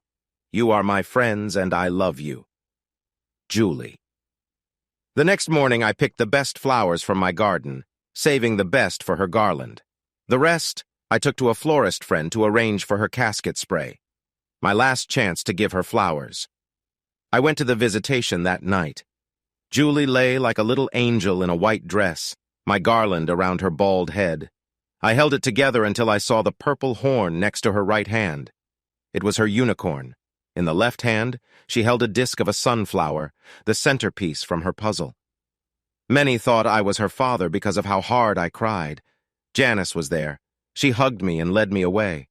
In the corner, I saw her mother holding someone who looked familiar. She smiled through her tears. It was Jen. She signaled for me to sit beside the mother, who then cried on my shoulder. Jen walked away quietly. I didn't see her again that night. I was one of the pallbearers. It was very, very light, as only a child's casket could be. The flowers from my garden covered the whole casket. Many of Julie's mother's friends knew they were from me and thanked me. I got more hugs that day than ever before. During the funeral, I sat with the other pallbearers, but at the graveside, I stood at the back. The preacher spoke about God's love and how there was a reason for everything. As I stood there, feeling nothing, a hand slipped into mine and another took my arm. I automatically hugged the person. It was Jen. Her face was full of grief. She didn't look glamorous, but she looked more real than I had ever seen her. I saw the expensive casket and the well-organized service. I knew who had paid for it. Julie's mother was struggling to make ends meet, and her father had vanished. As they lowered the casket, I walked Jen to my truck and handed her a bunch of flowers. This is our last chance to give her flowers. Coming? We walked back slowly. Janice, Sandy, Melody, and 3 nurses waited. We each took flowers and dropped them into the grave until they were gone. Goodbye, Julie. Heaven is a better place now that you're in it. I hope you can run and play, and there are fields of flowers with unicorns. I said it quietly, but everyone heard me, and it made them cry again. 3 days later, I came home to see a Mercedes SUV in my driveway. I wondered who it belonged to when Jen got out, looking as nervous as I'd ever seen her. Can I come in? I let her in, and she went to the kitchen to make coffee. As it brewed, she sat down, looking troubled. I need to say some things, and I need you to not interrupt until I'm done. All right? I nodded. First, I'm sorry for disappearing again.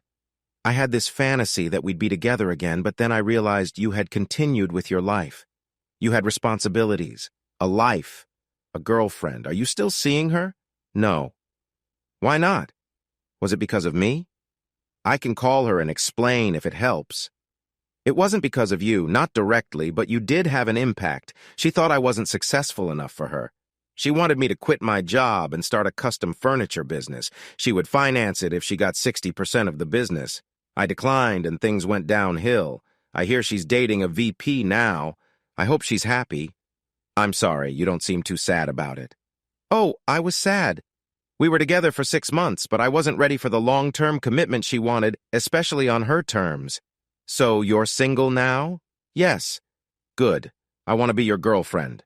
Jen, You need to stop talking now and let me finish. I've thought about this a lot. We might not work out. We might end up hating each other. I'm spoiled. I've had everything given to me since I was 19. It changed how I see things. It's one of the reasons I love you so much. You don't put up with my nonsense. If we were together, I think I'd be a better person. She took a moment to think. I know my money makes you uneasy. I got lucky and earned a lot, then got even more when Steve died. I can't change that, and I won't give it up. We could do many good things with that money. Raising kids comes to mind first, but we could also help our community. There are people like you, Julie's mom, the preacher's son, and others who could use some support. We could be that support. I was curious. Why do I need help? Your ex was right about one thing. You should go into the furniture business. You're a good construction boss, but you're amazing with wood. People with money would love to own one of your pieces. Do you know how much a custom bedroom set like the one you made for your future daughter would sell for? I asked around and showed pictures to experts. How much do you think that set cost in man-hours and materials? I did some quick math. The materials weren't too expensive. It was the man-hours. I probably spent 100 hours on it. About 3,500? She laughed softly. I talked to a woman who bought something similar for 10,000. When she saw yours, she said she'd pay 12,500 for it. Maybe 15 if you pushed. Don't you think you could make a living doing what you love? Wow. If I had enough orders, I could make around 120 to 150,000 a year, working 40 hours a week. Almost 80,000 would be profit. Not bad. Best of all, I'd still be working with my hands. She saw I was interested. Here's the deal. I'll give you a loan. 150,000. 10 years at 4.5% interest, the current prime rate. This is strictly business, and I'm sure you won't default. Whether we're together or not, I believe in your talent. She sighed, stood up, and rinsed her coffee cup. I've said what I had to say. It's up to you now. Call me if you're interested. She gave me a quick kiss on the cheek and left. I noticed a packet on the table, loan paperwork with a note to have a lawyer review it. On top was her new phone number. I thought it over for 3 days and called her. She sounded excited. Hi. Hi, Jen. I've been thinking about our talk. Let's meet. If you're free on Saturday, come by the house around 10. She sounded a bit disappointed I wasn't asking her on a romantic date, but she agreed right away. I told her to wear jeans and comfortable shoes. She arrived 10 minutes early and found me in the garden, surrounded by buckets of fresh flowers. I gave her a quick kiss, which surprised her, then told her to help arrange the flowers. The season was almost over, but we managed to fill 20 vases. I noticed her humming as she worked and smiled. I surprised her when I pulled my new Ford pickup out of the shed. Where's Steve's truck?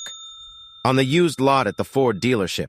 If this is a new start, I don't need his memory lingering. She jumped into my arms and kissed me. I didn't expect that, but it was nice. She was even more surprised when I backed the truck up to my shop. I need to load a few things and we'll be ready to go. I carefully loaded 3 finished rocking chairs, making sure to pad them well. She didn't ask questions, just helped me strap them down. We rode in silence until we were almost there. Jan still talks to me. She told me about your volunteering in the nursery, rocking the babies. She also mentioned that a couple of the rockers were getting old. The thought of you falling with a baby didn't sit well with me, so I made these. She said nothing, just held my hand tightly and started humming again.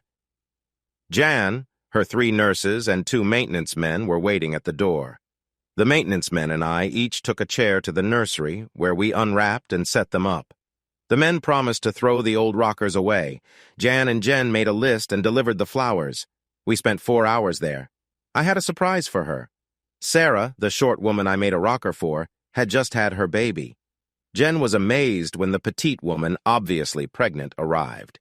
The chair was for her and her baby. Sarah looked like a living doll, with blonde hair and blue eyes. Her husband, 6'1", adored her. She sat in the chair, a dreamy look on her face as she rocked and stroked her tummy. Getting up, she stood on a step stool. "Get over here, Jaime. I want to thank you." Jen giggled as Sarah pulled me down slightly to give me a big kiss. "I needed to do that. I'll send you a photo of me and the baby in this chair when we come home from the hospital. Look for 2 more photos in the future. We decided early on we want 3 kids. Each will know the story of how Uncle Jaime made this chair." I took Jen to see Sarah, and they hugged as Jen admired the pictures. "We're headed to the nursery now. Jaime made 3 rockers for the volunteers, and I plan to try each one." Sarah smiled and asked the nurse to ensure Jen got to rock her daughter. The nurse smiled and said we could make it happen. When we arrived at the nursery, Jen and Janice quickly took seats. Janice gave me a sharp look and told me to sit in the 3rd chair. 3 nurses came out and handed each of us a baby. Before I could say anything, I found myself holding a small, crying baby. Janice laughed while Jen and the nurses smiled. "Rock him, Jaime, and talk to him. The motion and your voice will calm him." So I did. I talked about his future, how he could be anything he wanted, and how much his parents would love him. I mentioned Little League, video games, even dating when he was older. The baby stopped crying, cooed a little, and then fell asleep. When I looked up, the other two in the room were still, and the nurses stood together with tears in their eyes. It felt like too many emotions in the room. The baby fell asleep and the nurses took him from me. My arms felt empty without him. Jen was quiet on the way home, and I liked the silence, so I didn't say anything either. Once we got back to the house, she looked at me. "What now?" "Well, I think we've done our good deed for the day. How about a nice dinner and then some dancing at the barn? Pick you up at 7? "On the dot." She gave me a quick kiss and was out of the truck. I spent the rest of the afternoon thinking. Was there a future between us? Would she miss her old life? Would I ever upset her to the point she'd leave again? Would money be a problem? Was it worth trying? Of course it was. She had been my dream since the day I met her. I didn't have to wait long. She came running down the steps before the car was parked. Tight jeans, a western shirt, red boots, and a matching hat. She got in, laughing. "I can't wait. I've wanted to go out dancing again since the last time you took me. I tried to get Steve to go once, but he thought it wasn't classy enough. I told him having fun isn't undignified. Then I asked about his fishing trips. He smelled like fish and bait afterwards. He got mad and things were tense for a while. Well, I want you to have a great time. Dance with me and others until we can't breathe. Just enjoy tonight." She moved over and gave me a loud kiss. My ear was ringing for the next few miles. It felt like old times when we pulled into the parking lot. My truck was shiny and new, but once Jen got out, nobody cared about the truck anymore. We met with friends and it felt like no time had passed. Barb was there with her new husband, and they hugged like long-lost sisters while showing wedding photos. Barb had met a wonderful, successful guy who was completely in love. She told Jen that when he proposed, she shared everything about her past with him. He just looked at me for a while before speaking. "Are you over all that now? Is it in the past?" I told him yes, that I loved him and I'd sign any prenup he wanted. "Good enough, let's set a date now." Barb was crying. "Best part, my kids love him, especially my oldest son, whose dad left long ago. When my man isn't working, my son follows him everywhere." When her husband returned, Jen gave him a big kiss and patted his cheek. "That's for being the man Barb needed. I see many happy years for you both." He smiled. "Thank you. I'll dance at your next wedding." Jen looked puzzled, so I explained it was an old Southern saying for gratitude. She smiled. "Keep those shoes ready. You'll need them soon." The group cheered, and Jen declared her feelings openly. We had a fantastic time. Jen danced with many guys from our group, but for slow songs she danced with me, pressing close. Then she'd smile, giggle, and back off. When we left, her carefully styled look was gone. Her shirt was soaked with sweat, her hair fell in damp curls, and she had given up on her makeup. I smiled, thinking about how her fashion friends would react if they saw her now. She saw my smile. "What are you smiling about?" "How great you look right now." It must have been the right answer because she cuddled close in the truck. She didn't invite me in because she knew I wanted to take things slow. But we did spend about 20 minutes in the truck like teenagers, kissing and getting close. When we finally took a breath, she opened her shirt, revealing a sheer red bra. She took it off, hung it on the rearview mirror, and said if I took it down without her permission, I'd be in trouble. She jumped out of the truck and walked into the house with a smile, turning just before entering and playfully holding her shirt open. I heard her laughing as she shut the door behind her. The next morning at 7, she was knocking on my door. I staggered to open it, and she rushed in before I could say anything. "Shower and get ready. I'll make breakfast, and then you're taking me fishing. I want to see what the attraction is." I cleaned up and got the boat ready while she finished making breakfast. She asked a lot of questions as I tried to eat. Finally, I raised my hand. "Jen, wait until we get on the water. That way I won't have to repeat myself." She stopped talking right away. It wasn't until we got into the truck that I realized I had called her Jen. I launched the boat and tied it to the dock, and then we went to the bait shop for worms. I wanted to start her off easy. We also grabbed some soft drinks and water for the cooler. I slowly moved the boat out of the no-wake zone and then sped up. Steve had picked a great boat, mostly based on my suggestions. Jen stood beside me, laughing with the wind in her face. I guided us to a quiet cove, turned off the engine, and used the trolling motor to position the boat about 20 feet from a fallen pine tree. I knew the fish liked to hide there. I showed her how to set up the fishing rod, explaining how to tie a hook to the line and how much weight to use with the cork. Then I demonstrated how to put the worm on the hook. If she found it gross, she didn't show it. I'm going to cast now. Watch me. I cast the line, and the cork landed a few feet from the tree. I handed the rod to her and told her to watch the cork. If it went under, she should pull back steadily and reel in the line to keep the fish from getting away. Then I sat back and watched. You're not going to fish? No, I'm here to teach you. Keep an eye on your cork. See how it's moving towards the tree? Don't let it get tangled. Once it runs out of line, it'll go under. And that's exactly what happened. Jen squealed as the rod bent, and she reeled in just like I told her. 3 minutes later, I used the net to scoop up a nice bluegill about a pound. Good job, Jen. That's a good-sized fish for its kind, and they're tasty. Will you cook it for me? Sure, but why not catch enough for both of us? We fished the cove for the next hour, slowly moving along the bank. She caught 4 more bluegill, but only one was big enough to keep. Before we left the cove to try another spot, she wanted one more cast at the tree. She had been practicing. We had to cut her line once when it got tangled, and her first few casts didn't go very far. But she was getting better. Her final cast was perfect, landing about a foot from the tree. The cork went under instantly, and Jen almost screamed as the rod bent double. She fought the fish for 10 minutes while I waited with the net. Just as the fish spat the hook, I scooped it up and tossed it into the boat. She had caught a nice bass, weighing 2.5 pounds. She asked if it was edible, and when she found out it was, we put it in the live well. We moved to another cove and hit a school of bluegill, adding 3 more to our catch. By then it was close to noon, so we stopped. They don't bite well when it's too hot. We'd have to come back in the evening to catch more. Can we? Sure, but do you want to go all the way home and then come back? No. I'd like to stay on the lake. You can teach me how to drive the boat. I let her drive in a big cove to get used to it, explaining the rules. Once we were in the main area, I let her go a bit faster. An hour later, she was zipping around like she'd been driving a boat for years. She pouted when I made her slow down and return to the marina. I explained it to her. If we don't get back soon, we'll run out of gas and have to use the trolling motor. She docked expertly, and the attendant filled the tank and secured the boat for an extra $20 while we went to lunch. The marina had a good grill, and we enjoyed some burgers, then relaxed in the air conditioning.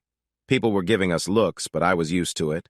Jen was wearing shorts and a cute crop top, her hair in a messy bun. One woman seemed to recognize her, but didn't say anything. I could almost hear her thoughts. Is that Jen Foster?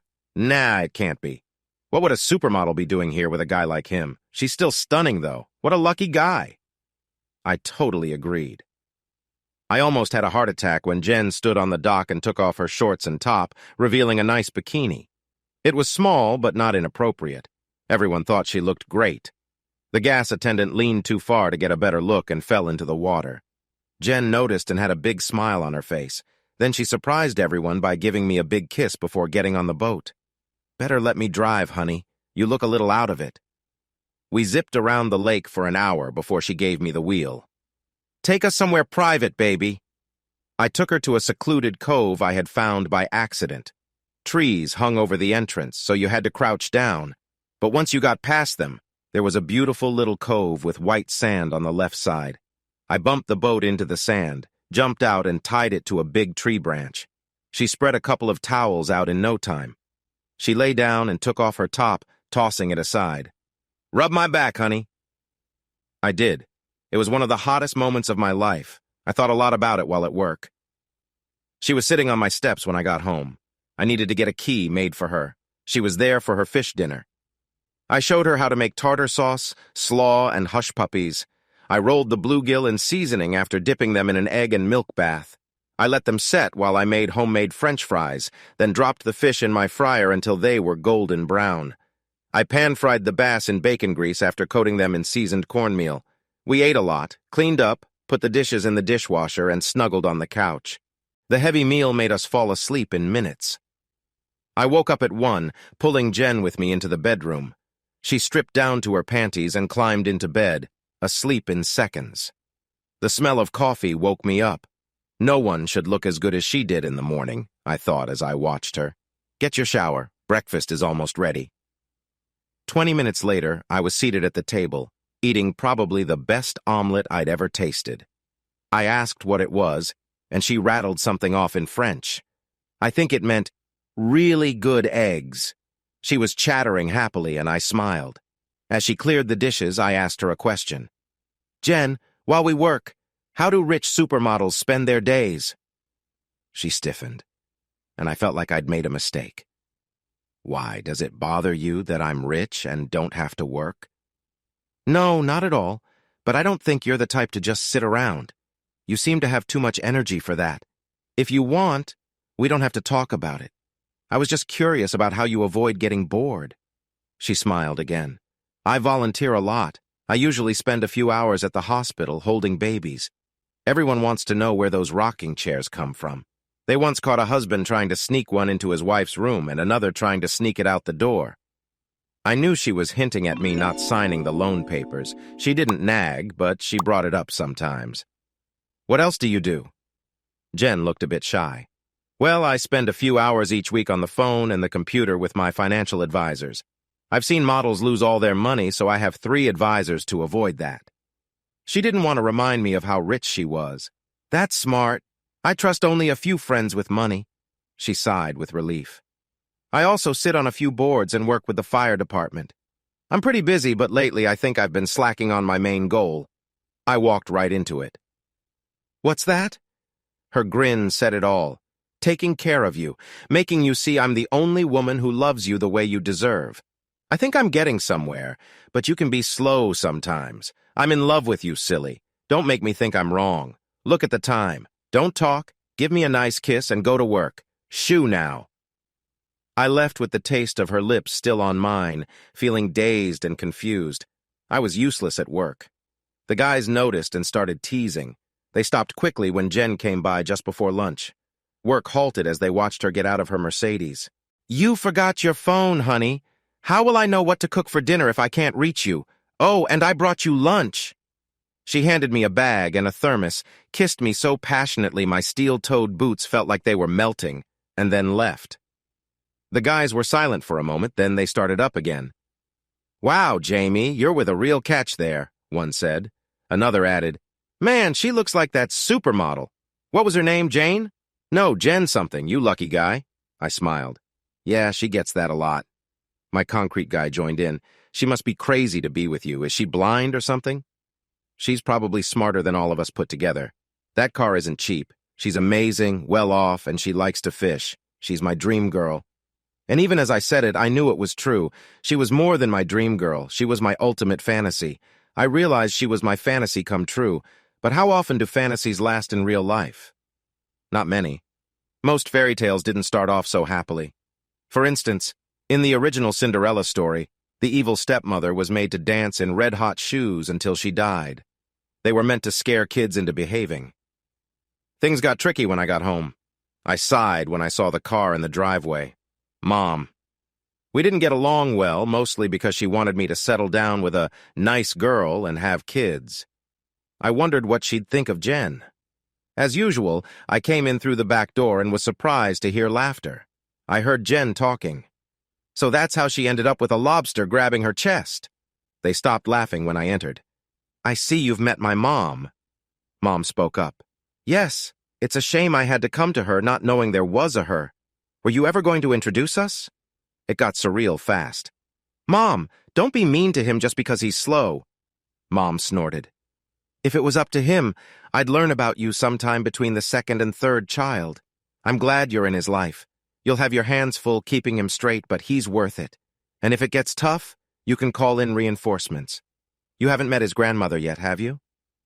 Jen looked at me. She never understood why I didn't talk about my family much. Maybe now she would. No, but I can't wait. Can you come for lunch Sunday? Maybe we'll get Jaime to grill or do a fish fry. Try not to get here before 1, though, so we have time to get home from church. Mom's smile could have split her face. We'll be there.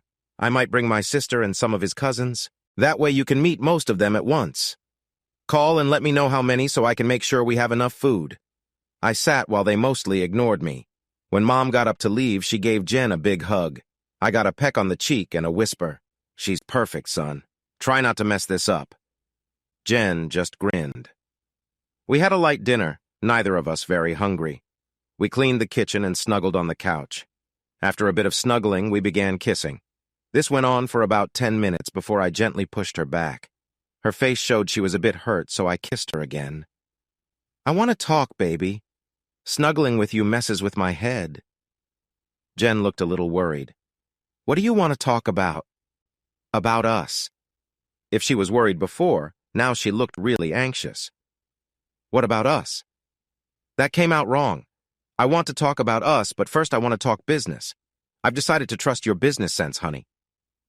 I signed the loan papers today and gave my boss a month's notice. In 30 days, I'll be co-owner of J&J Custom Furniture Designs. Her face lit up. "That's great news. I was worried you wouldn't do it. By the way, what does the name mean?" "It's short for Jen and Jaime. This will be your business as much as mine. I'm sure you'll lead it. You know how to network and make deals. I know how to build furniture. It seems fair to me. That is, if you'll join me." "Of course I will, love, but it will be your business." "No, it won't. I had the agreement changed. You and I will own it 50-50. I counted your knowledge as an equal investment. Don't argue with me on this, or the deal is off. Are we good?" Instead of speaking, she hugged me tight. Between kisses and tears, I was quite sure there was a yes in there somewhere. "Good. Your lawyer has the new papers. Sign them whenever you're ready. Tomorrow morning, I'll be waiting outside his office, pen in hand." "Good. Now on to personal matters. You know I liked you from the day we met. I didn't know you or that you were famous and rich. All I knew was the most beautiful woman in the world was in front of me. As our friendship grew, I found out you were even more beautiful inside. You were my dream woman, even if you didn't have a penny." She sat on the edge of the couch, looking too scared to breathe. "You also know I have strong morals, so I respected your marriage to Steve. Steve's gone now, and now my dream woman is here, close and single. I'm glad we haven't been intimate yet. This way, I can look into the eyes of our children and tell them we waited until we were engaged. Maybe that will be a good lesson for them." That was all I got out before she tackled me so hard the couch flipped over. She rolled until she was on top of me, eyes moist, chest heaving, hands trembling. "Say it! Say it! Say it!" I wanted to be on my knees, but I guess this will work. "Jennifer Marianne Foster, will you marry?" "Yes." "You didn't let me finish." "Oh, you're finished all right." "I didn't plan to propose before I had the ring. We'll go pick it out this weekend." "No, we won't. You will pick it out. I want something nice, but simple. I've had big rings before, and this time I want a symbol of love. It doesn't matter what it is, I'll wear it with pride. You hear me?" "I guess I may as well start now." "Yes, dear." She kissed me all over. "Good boy. You're going to be easy to train." I managed to get her off me and the couch upright, patting a seat. "Maybe not. I need you to listen to me. There will be no discussion on this." Jen's eyes widened, but she held my hand and was still smiling. "First, I know you're rich, money I'll never make in my lifetime. But I don't care about that. You're going to want things when we start a family, and I have no problem with you spending money. I want our children to grow up balanced, not spoiled. I want them to have a work ethic and know the value of saving and spending wisely. I also want a prenup. Your lawyer made it for me. Simply put, I never wanted any of your money. So if we don't stay together, it says you keep what was yours, I keep what was mine, and everything we earn together gets split 50-50ths. I'm not entering this to fail, and I'm sure you aren't either, so all they will ever be is words on a paper we may forget. Agreed? Can we maybe... No? Take it or leave it. I want you to be 100% sure I wanted you and not your money or fame, just you." She had a hard time hiding the smile, looked down and said, "Yes, dear." "Good. I realize you'll want a nicer home when the children arrive, and I'm okay with that. But I don't want anything like you and Steve had. I want a nice, roomy home to fill with children and love. Agreed?" "Yes, dear. I have one condition. For now, while we get our business off the ground, we stay right here. There's nothing wrong with this house. Homes are just boxes to hold love, so I'm fine with the one we have now." That surprised me. She had lived in mansions with staff, but she wanted to stay in an 1,800-square-foot modular? She saw my look. The place Steve and I had, the ones I had before we got together, weren't homes. They were signs of success. You couldn't be relaxed with staff around. One wrong picture and careers could be ruined. I want something where I can be myself without worry. Besides, the house I grew up in was smaller than this, and I loved it. Remember, I wasn't born rich.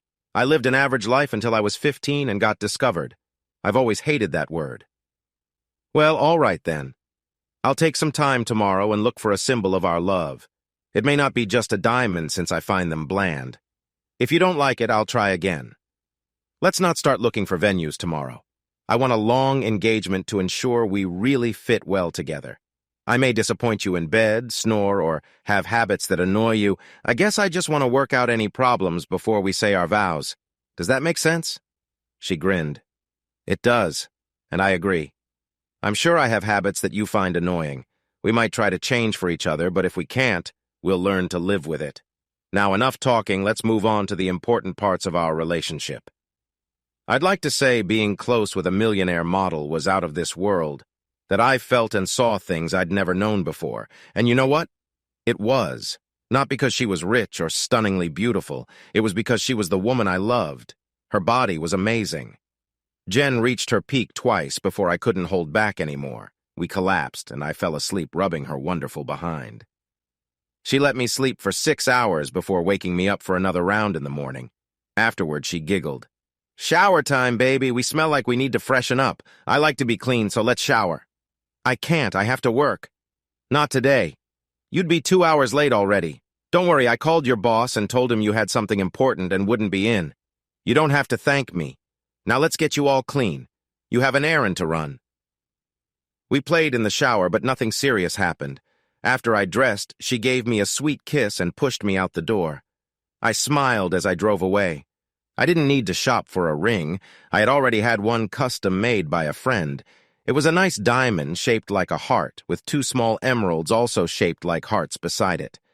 The bands looked like skeleton keys, and inside was an inscription, "You'll always have the key to my heart." It was cheesy, but she knew I meant it. When she saw the ring and read the words, she cried for 2 hours, stopping just to kiss me sometimes. We lived happily until Saturday. We picked the last flowers of the season, just enough for 10 bouquets. I wondered how Jen would tell Janice. It was very simple. As soon as she saw her, she showed the ring. Jan squealed, and she and the 3 nurses who were always around her hugged Jen in a big group hug. When they realized they were ignoring me, they quickly hugged me and gave me kisses too. When it was time to give away the flowers, I gave one to Janice and each of her nurses as a thank you. We gave the rest, 3 to children and 3 to seniors, before ending the day in rocking chairs holding babies. Janice made Jen tear up again when she said I would make a great father. The first thing Jen did when we got home was take me to the bedroom. Luckily, it was a quick 90 minutes session for us. She then pushed me towards the bathroom. Shower, shave, and put on something nice. The girls will be here any minute. Melody brought her husband, so I'd have someone to talk to. Sandy showed up with Janice, and after quick kisses, we were kicked out of the living room. I took Ed out to the shop, grabbed some beers, and turned on a college football game. We were about 5 beers in when they found us, sitting in rockers and singing the fight song of Ed's team. Melody led him to their car, glad she hadn't drunk much, and soon they were all gone. Jen started kissing me again as soon as their car was out of sight. We didn't have much time to play because she wanted to go to church in the morning. She made sure we sat with friends and waved her left hand around a lot. Soon the news spread, and the preacher noticed. When he shook hands, he smiled, and when he reached us, he hugged Jen. "You got him, did you?" Jen laughed. "He shouldn't have taught me to fish. I took the lessons to heart. I used the right bait, letting him run with the hook before reeling him in. I think he was happy when I caught him." After talking about how he'd be really upset if we didn't let him perform our wedding, he let us go. It took us an hour to get from the church steps to the car because so many people stopped to congratulate us, and by us, I meant Jen. It felt like I was just along for the ride. A few husbands patted me on the back and said to get used to it. This was my life now. Mom, Gran, all my aunts and cousins showed up that afternoon. We didn't cook. Jen ordered pizzas. After about an hour, I sneaked out to the workshop to work on some rocking chairs. Mom came in an hour later, grabbed a beer from the fridge, and sat down in a finished rocker. I wasn't sure about her at first. She was rich, beautiful, and could have any guy she wanted, live anywhere she pleased. But I think she's the real deal, honey. The woman loves you. I wouldn't be surprised if you start a family right away. She really wants children, your children. I'm going to have the prettiest grandbabies in the world, and that's not an exaggeration. Well done, Jaime. Well done. She got up after finishing her beer and turned as she reached the door. 2 things. You treat that woman like gold, you hear me? And I better have one of these rockers by the time the first grandchild comes. All I could do was smile. She wanted a June wedding. That was 9 months away, which was fine with me. I gave my notice at work and spent the evenings setting up the shop. Jen thought we should make rocking chairs our main product. We set up an assembly line, though each rocker was a bit different, and we took custom orders. Jen insisted on placing ads in fancy home magazines. Of course, Jen was the model. The ad campaign was brilliant. At the front of the magazine, she was sitting in a chair holding a baby. Midway through, there was another ad, her in late middle age holding another baby while a young woman looked lovingly at them. Near the back, there was another ad. Her makeup artist made it look like she was in her 70s, still lovely, slim, with pure white hair. She was holding another baby while a middle-aged woman and a younger one stood behind her. The banner said, 4 generations, with a tag that read, J&J Rockers, built for more than 1 lifetime. Guaranteed. I was unsure about the pricing. I used local oak, the best I could find, and with labor, each chair cost about $700 on average. For custom orders, the price went up. I was thinking about charging $2,000, but felt uncertain about it. Then Jen called me over to the computer. She had listed our prices, and a standard rocker was priced at $5,000, more if customized. That's robbery. No one will pay that, I said. She grinned and changed the page. 19 orders so far, and the site has only been up for a day. I wouldn't worry too much if I were you. I could make about 2 chairs a week using the assembly process, 3 if I worked 50 hours. I refused to rush. People were paying for the best, and I intended to give it to them. We were getting ready to ship our 10th chair when we got a phone call from the customer who wanted it signed. Jen said sure, and then turned red when the customer wanted me to sign it, not her. Each chair had a unique feature, a carved number that was not easily noticeable. We didn't advertise this feature. Years later, I was called as a witness in a lawsuit. The customer claimed the chair wasn't one of mine, as advertised. I examined the chair and agreed. There was an uproar, and the judge asked how I knew. I asked to speak to the judge in private, showing him some photos of my work with the numbers featured. There was no number on the chair in question. The customer then sued the shop where she bought it, showing the letter of authenticity they had provided. Jen had moved her only relative, Aunt Beth, into her condo. At first, we didn't like each other much, but we grew on each other. Soon, she was helping in the shop, mostly with the computer and paperwork. Jen managed our finances and made sure Beth got a good check every week. Jen got more involved in the building side of the business. I still didn't like her near the saws, lathes, drills, and other power tools, so she focused more on assembly and finishing. It took me a while to get used to seeing her in jeans and a t-shirt, with a bandana holding her hair back, a shop apron and elbow-length gloves completing the outfit. By then, we were up to making 4 chairs a week. One of her wealthy friends stopped by. Being a smart businesswoman, Jen met him in nice clothes and gave him a tour of the shop. She showed him the custom-made 4-poster bed and the matching chests and bedside tables I had built for her. Then she showed him the second bedroom, set up for a girl. He came back into the shop and after a round of coffee and pecan pound cake, made his pitch. Jen knows I'm divorced. What she doesn't know is that I got custody of our daughter. Her mother had some bad habits, making it impossible to leave our daughter with her. She's 7 years old, and her favorite thing in the world is sitting in the custom rocker I ordered, number 29, by the way, and letting me rock her to sleep while I read her one of her favorite stories. That rocker has brought us closer and given us more peace than the tens of thousands I spent on therapy.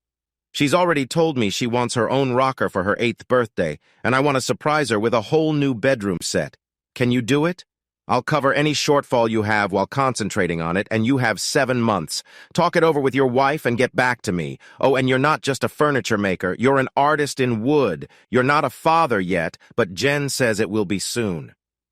Jaime, you'll see that when you have a child, especially a little girl, everything changes. He left, taking the cake we hadn't eaten. He insisted, so we let him. Jen and I made a quiet dinner and then relaxed on the couch. What do you think? Jack told me that even though he's almost a billionaire, your rocking chair is what he treasures most. Will you make another one? Tell Aunt Beth to inform everyone there's a 6-month wait for a new chair. It'll take me about 4 months of hard work, but we can do it. Call Jack back and tell him we agree. Let him know we might need to ask questions now and then. We need to know more about his daughter. What is she like? What doesn't she like? I want to make something that lasts longer than a few years and add some special touches she'll love. Jen kissed me and smiled. Good. Think of it as practice for our kids. We have a chair ready for our first girl, but you'll need to make something for boys, too. I knew she wanted kids, but we never talked about how many. How many kids should we have? She blushed and looked down. As many as I can safely have, but given my age, maybe 3 or 4 if we space them out. She brightened at my reply. Good answer. We should start right after we get married. I bet our first will come 9 months and 1 day after the wedding. Jen surprised me by having Jack bring his daughter to the workshop. I had her rocking chair ready to put together, and I wanted to make sure she liked it. I made it almost full size so she could grow with it. She was a smart and curious girl who followed Beth and Jen as they explained things to her. Jack used the time to go over my plans. Her favorite bedtime story was about a princess who becomes friends with a dragon and their adventures. So, on the back of the chair, among the flowers and vines, I carved a princess riding her favorite dragon. It took me about 8 tries to get it right, but her smile made it all worth it. Jen helped design her room, with a 4-poster bed and a canopy. The vanity had a heart-shaped mirror with a dragon wrapped around it. We finally finished everything and went to deliver and set it up. We arrived just after Allison went to school and barely finished before she got home. Jack filmed her reaction. First, she stood in the room, spinning slowly. Then she screamed with joy and jumped on the bed, laughing and crying at the same time. The next day, she found our gift. I had carved a dragon out of dark wood, making it smooth and shiny. Beside the dragon stood a princess made of light wood, which looked almost white. The contrast was striking. We went back to making rocking chairs, now almost a year behind schedule. 6 months later, a magazine arrived, Architectural Digest. The cover showed Allison's room, and the article was about Jack's mansion. There was a photo of Allison holding the dragon and princess. Jack shared how the famous former model, Jen Foster, and her fiancé had designed and built each piece, making it unique. He mentioned buying one of our rocking chairs and how it led him to us. Our business phone lit up like a Christmas tree. Everyone from European royalty to Middle Eastern sheiks and many American millionaires wanted a custom-designed bedroom. Great job, Jaime. This will be passed down for generations. I can't tell you how much I envy you. I was surprised. Me? You're a self-made man. You know world leaders personally. If you sneeze, Wall Street reacts. Why would you envy me? Everything I've done and will ever do comes down to numbers. I'm good with money, but fortunes are made and lost every day. Long after we're gone, your rocking chairs will still be here. People can't rock their children or snuggle with money. More love will come from your creations than from money. Jen was right about you. Jen's right about everything. Why was she right about me? She said you're the most genuine man she's ever met. A man who stands by his beliefs no matter what, and still sleeps well at night. A man who always puts his family first. You're a rare find, brother. You don't exist. For some reason, that conversation stayed with me my whole life. Jack surprised me again by asking if Jen and I would take him and his daughter fishing. The next weekend, we took them out on the boat. Jen had moved past simple fishing but loved teaching Allison. She was so proud when Allison caught her first fish. Jack picked it up quickly and managed to catch a few himself. He ended up buying a medium-sized boat. He could fish from it, but more importantly, it could hold Allison and her friends. Jack spent almost every Saturday on the lake, often with one of the mothers. He seemed to favor a widow his age with a daughter Allison loved like a sister. She wasn't as rich as him, but was well off. Jen smiled and said we might need to make another bedroom soon. The heavy meal made us fall asleep in minutes. I woke up at 1, pulling Jen with me into the bedroom. She stripped down to her panties and climbed into bed, asleep in seconds. I had 2 friends who tried ice fishing. They often had to stop and chip the ice off their lines. No thanks. Jen insisted we take a vacation in January, flying us to Vail for some skiing. We took Mom and Aunt Beth along. They shopped while we skied. The condo was really, really nice. Usually I didn't ask, but I got curious and wanted to know how much it cost per night. Nothing. We own it, honey. Well then. Jen giggled at the look on my face. It's an investment, baby. I have a management company rented out when we don't use it. It actually makes good money. We donate all the profits to local fire departments. We even let firemen stay here for free during the off-season. All tax deductible, of course. Jen found a fancy country western club online. One night we went there. Jen had bought cowgirl outfits for Mom and Beth, complete with hats. It's kind of weird when you realize your mom looks pretty good. The guys asking her to dance didn't seem to mind, from 25-year-olds to men in their 60s. She could have danced all night if she wanted. Beth wasn't as striking, but she still looked nice. She had people asking her to dance, too. We all went home tired, and Jen couldn't stop laughing in the bright lights of the condo living room. She was sure Beth had a bra on when we left, but now she didn't. Beth ran to her bedroom while Mom grinned. Don't be hard on her. This is her first time out in 4 years since her husband died. So what if she got a bit wild? Good for her. Jen teased a bit. Did you get wild too, Mom? Mom grinned. I didn't lose my bra, if that's what you mean. I'm going to miss those panties, though. They matched the bra. Good night, kids. I sat there surprised while Jen rolled around on the floor laughing. March came, and Jen had been looking at the seed catalogs I always ordered, planning our garden for the season. By the way she ordered, it looked like I had to expand my plot. A lot. Mom and Beth grew closer after the vacation. They joined a book club, which led to more friends, which led to occasional girls' nights out. Jen went a couple of times and came home giggling at the group's antics, but didn't become a regular. One of Jen's Christmas presents to me, well, to both of us, was a nice computer with CAD software. It was to help us design furniture, and it really helped. I wasn't great with computers, but I learned quickly. There was a knock on the door of our shop, and Jen answered, thinking it may be a customer. We kept the doors locked to avoid distractions. I saw her take a young woman into the small room we called an office. They talked for 20 minutes before they stood up and shook hands. Jen brought the woman to me and introduced her. Honey, this is Molly Graham. She's the very first employee of J&J Custom Furniture. Molly was a junior in college, majoring in interior design and minoring in furniture. She wanted a place to intern over the summer, and we were her first choice. She seemed surprised no one else in her school thought of us. She was on a scholarship and needed part-time work, so we gave her 20 hours a week to see if she could fit in. She didn't just fit in, she improved our system, suggesting ideas I never thought of. With her help, we could make almost 2 rockers a week. The only time we argued was when she wanted to use machines for a lot of the work. I said no right away. If we mass-produce, we wouldn't be different from our competitors. As it is now, every customer knows their rocker is handmade. Every spindle is turned by hand. Every seat is shaped to their bottom if they give us their measurements. They have choices in leg and header designs, making each piece unique. She didn't agree, but understood. The custom seat was Jen's idea. She once bought a bicycle for $6,000, and it came without a seat. You had to order the seat to your exact bottom size for another $1,500. I was amazed at the price. Do you still have it? No, I got bored with it and gave it to some kid who needed a bike. The point is, we could offer the same thing. So we did. We bought foam pouches. All the customer had to do was shake it for 2 minutes to activate the gel. When it was fully inflated, they sat on it for 5 minutes, making a permanent impression of their butt. Then, they sent it to us. We would scan the impression into our CAD system, and it would cut the general shape into the thick oak seat. I would do the finish work. It was a very popular option. Of course, it cost an extra $500, but most people chose to do it. Molly had a friend who also needed to intern for his studies, and soon Zach joined us.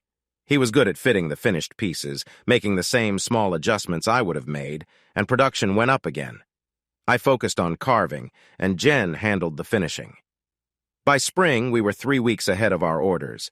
It was a good thing because we planned to take 2 weeks for our honeymoon. I had no idea where we were going. Jen begged me to let it be a surprise. By then, we were already living like a married couple. We slept together, worked together, played together. Jen still did some volunteer work and spent time with her investors, but not as much as before.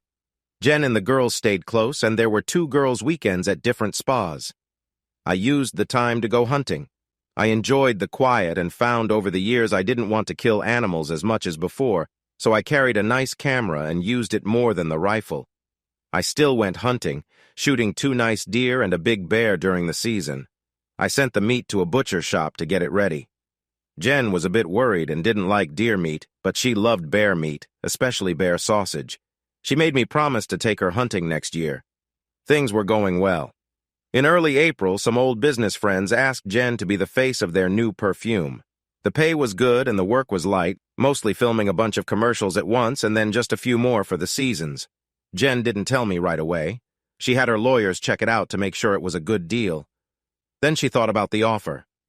They were offering a bit more than $1 million a year for 3 years and some extra money if the perfume did well. Overall, it was $5 million for about 5 commercials a year. She finally showed me the contract. I read it and thought about it for a few days. I knew she wanted to do it and felt like she missed a bit of her old life. "Do it if it makes you happy," I said. "But I'll admit, it makes me a bit nervous. You'll be back in the world of the rich and famous with parties and fancy events. I'm afraid you'll realize that life with me was just a taste of that world and not the real thing, but I trust that won't happen." She hugged me tight. "This is my life," she said. "I love our life together. Let me tell you why I want to do it. Part of it is to help some old mentors, and part of it is that it can be fun now, not as serious as it was before. I'll work for about 2 weeks and then come back to my real life. Then maybe 4 days twice a year for special commercials. That's 3 weeks in total for $5 million. And all that money will go to a charity that helps fire departments. We could save lives." She gave me a big kiss and giggled. "Besides, I want your mom and Aunt Beth with me. I also want you to spend some time with me during this. I think it will help you understand and see it's not a threat to us. It's just 7 to 9 weeks over 3 years. We can handle it." Then she sighed. "I want to get the first commercial done soon. In 10 weeks, we stop playing house." I grinned. "We're not playing house. I feel as married now as I will in June. We've figured things out perfectly. It will be smooth sailing from here." I ended up eating those words. Jen got her old agent back because she needed his advice. She still had her lawyers from before, so no problems there. In 2 weeks, she was flying to New York. I was going with her for the first 3 days, then I had to come back to run our business. I'd fly back for the weekend, then she'd come home the next week. Mom couldn't stay the whole time, but would be with her as much as possible. Aunt Beth was staying the whole time. I quickly realized I would never make it in the modeling business. Most of the people Jen worked with were nice, but some big shots were jerks. I saw a director yelling at a small role actor in the first commercial for no reason. I listened for a bit and then snapped. "Hey, jerk, I think she got it the first 5 times you said it, once she filtered out all your bad language. Why don't you stop bothering her and let us have some peace?" The set went silent. The director took a moment to regain his voice. "Who the heck are you? It doesn't matter. Get off my set right now. You're banned from any stage I'm on." "I couldn't care less," I replied. "I think I'll just sit here and watch a genius at work. I've never been this close to a real god before." One of the sound guys burst out laughing and ran off the stage. The director glared at everyone and grabbed a chair, ready to throw it. I grabbed his hand. "You need to stop and think about what you're doing. Is this professional behavior in your world? Look at these people. I bet half of them would love to get rid of you. Now put the chair down and sit in it, or I'll throw you out myself. Who are you and how did you get in here? Doesn't matter. I pay a lot for security and I'll have you thrown out. Try to get back in and I'll have you arrested. Somebody call security?" Everyone just stared at him, not moving. Finally, one of his assistants hurried out. I grinned. "Looks like we have some time. I'm going to enjoy this." Who knows what would have happened if Jen hadn't walked onto the set just then. She smiled and talked to a few people she knew as she walked towards me. Before anyone could speak, she wrapped her arms around me and gave me a big kiss. She pretended to see the director for the first time. Her voice was cool. "Hi, Bob. I heard they hired you for this shoot. Just so you know, I had a clause put into my contract that allows me to get rid of anyone I can't work with, and that includes you. I better not hear about any tantrums or you being a jerk to anyone. Are we clear?" Before he could calm down enough to respond, she grinned and added, "Oh, before I forget. This is my husband, and I love him very much. If anyone insults or disrespects him and I hear about it, that person is gone. Got it? Need me to use smaller words? Or maybe I'll let him handle it. He used to be a soldier, Bob. He spent a year getting paid to fight, just so you know." Instead of answering, Bob walked off the stage, yelling for someone. She kissed me again. "I see you met Bob. He's a jerk, but he's a really good director. Everyone knows we don't like each other, but we're professionals. If he keeps quiet and does his job, we'll be fine." I had a really bad feeling about this whole situation. The perfume, seductive whisper, smelled really nice. "You better like it," Jen whispered. "I'm getting an extra $200,000 to wear it only for the length of the contract. Wouldn't do to have the spokesmodel be caught wearing Chanel now, would it?" I watched as she filmed the first shot, wearing a very elegant evening dress as she walked through a room of people. Everyone just stopped and stared, especially the men. She reached the doorway and looked back, winking at the camera. "Never underestimate the power of a seductive whisper," she said with a smirk, motioning to the most handsome man in the room. He almost ran to her, and the next shot was of him with his coat off and shirt open, hair messy, as Jen ran her hand up his chest and whispered in his ear. He looked like he was about to faint. It took 8 takes and was filmed with 5 cameras. The editor pieced it together and we watched it with the producer and the product owner. They were very happy. Bob, of course, objected, saying she should be in lingerie. The owner laughed. "It's named Seductive Whisper, not Screaming Loud. It's much more powerful this way. Hints instead of outright statements. I like it." The producer said he'd have it polished for final approval by the next day and could hit TV, cable, streaming, and even movie trailers by the next week. Bob stomped out, mad. Jen just smiled. I had to get back to the business. It wasn't that I didn't trust our interns. Well, that's not true. I didn't trust Molly. She was always pushing for more automation and shortcuts to increase volume. I finally had to explain to her that when she owned a business, she could make the rules. Jen and I had agreed to let her work through the summer if she behaved and then replace her. I was right. Molly had taken advantage and pushed out more chairs than were possible under our business model. I inspected them, and 2 needed to be taken apart for rework, which was really annoying after the glue had set. I would probably end up rejecting them instead of selling them. I'd fix them up and donate them to a hospital somewhere. Molly blew up when I confronted her, saying it was time to get out of the Stone Age and join the real world. I fired her. She couldn't believe it. "You'll have a hard time replacing me. I'm really good at what I do." That probably explains why I'm forced to eat $10,000 worth of production. "I really am sorry, Molly. You'd make a great craftsman if you could control yourself. You have to want that, and you don't. You want the easy, fast way. Let's just agree to disagree and get on with our lives." She immediately filed a complaint with the State Labor Board, claiming harassment and a hostile workplace. I called the local office and told them I would show up for the appointment with video of every moment she had spent in my building, including audio, and insisted that every second be watched. I also told them I intended to sue Molly for false accusations, creating a hostile workplace for me and the rest of my employees and damaging my reputation. Then I had my lawyer serve Molly for slander, libel, and as many other charges as my lawyer thought would stick. She called him 2 days later and offered to take back the complaint if I would drop the charges. We let her worry for 2 weeks before agreeing if she issued a public apology. It bothered her, but she did it. I had wired the shop because of break-in attempts, trying to steal any finished furniture.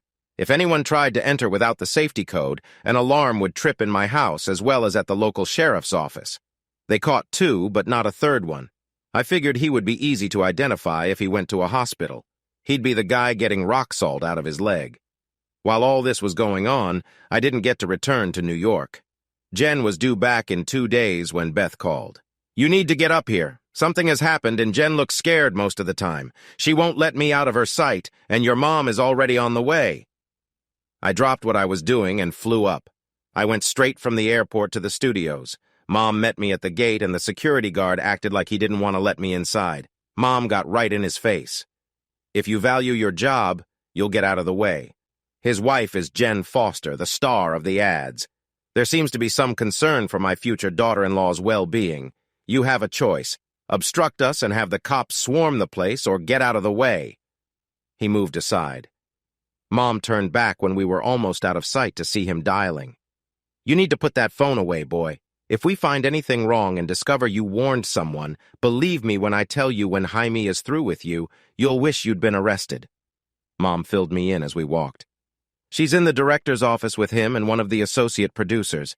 Jen has been pale and shaky for 2 days, and I'm sensing something bad happened, but she won't talk to us about it. When we went to the meeting, they pushed me and Beth out the door and locked it. She's been inside for 45 minutes. I was furious when I walked into his office. The receptionist tried to stop me, but I ignored her. Then his main assistant tried to block me, but I knocked him out. The cops found him still out cold an hour later. I kicked open the door and saw her in a corner holding a chair. Her blouse was torn, and she had been crying. Jack stood there smiling. If you don't take off your clothes right now, I'll show your husband the video, he said, waving his phone at her while another man tried to grab the chair from her. Jack turned when the door broke open, just in time to catch my fist in his face. I broke his jaw, and when he fell, I kicked him in the ribs and where it hurt most. He was on the floor, gasping when I turned to the other man. Wait a minute. If you don't... I hit him in the knee, then kneed his face when he fell.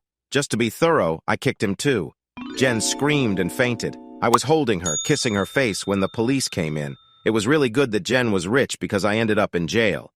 They charged me with trespassing, assault, 3 counts for each guy I hit, breaking and entering, and a few more things. My bail was $1 million, but Jen paid it right away. The truth came out in the trial.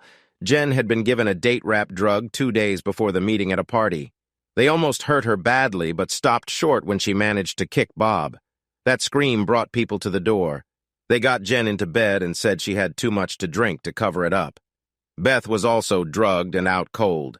Some models at the party looked after Jen, even though Bob tried to scare them. Jen got better but knew something happened.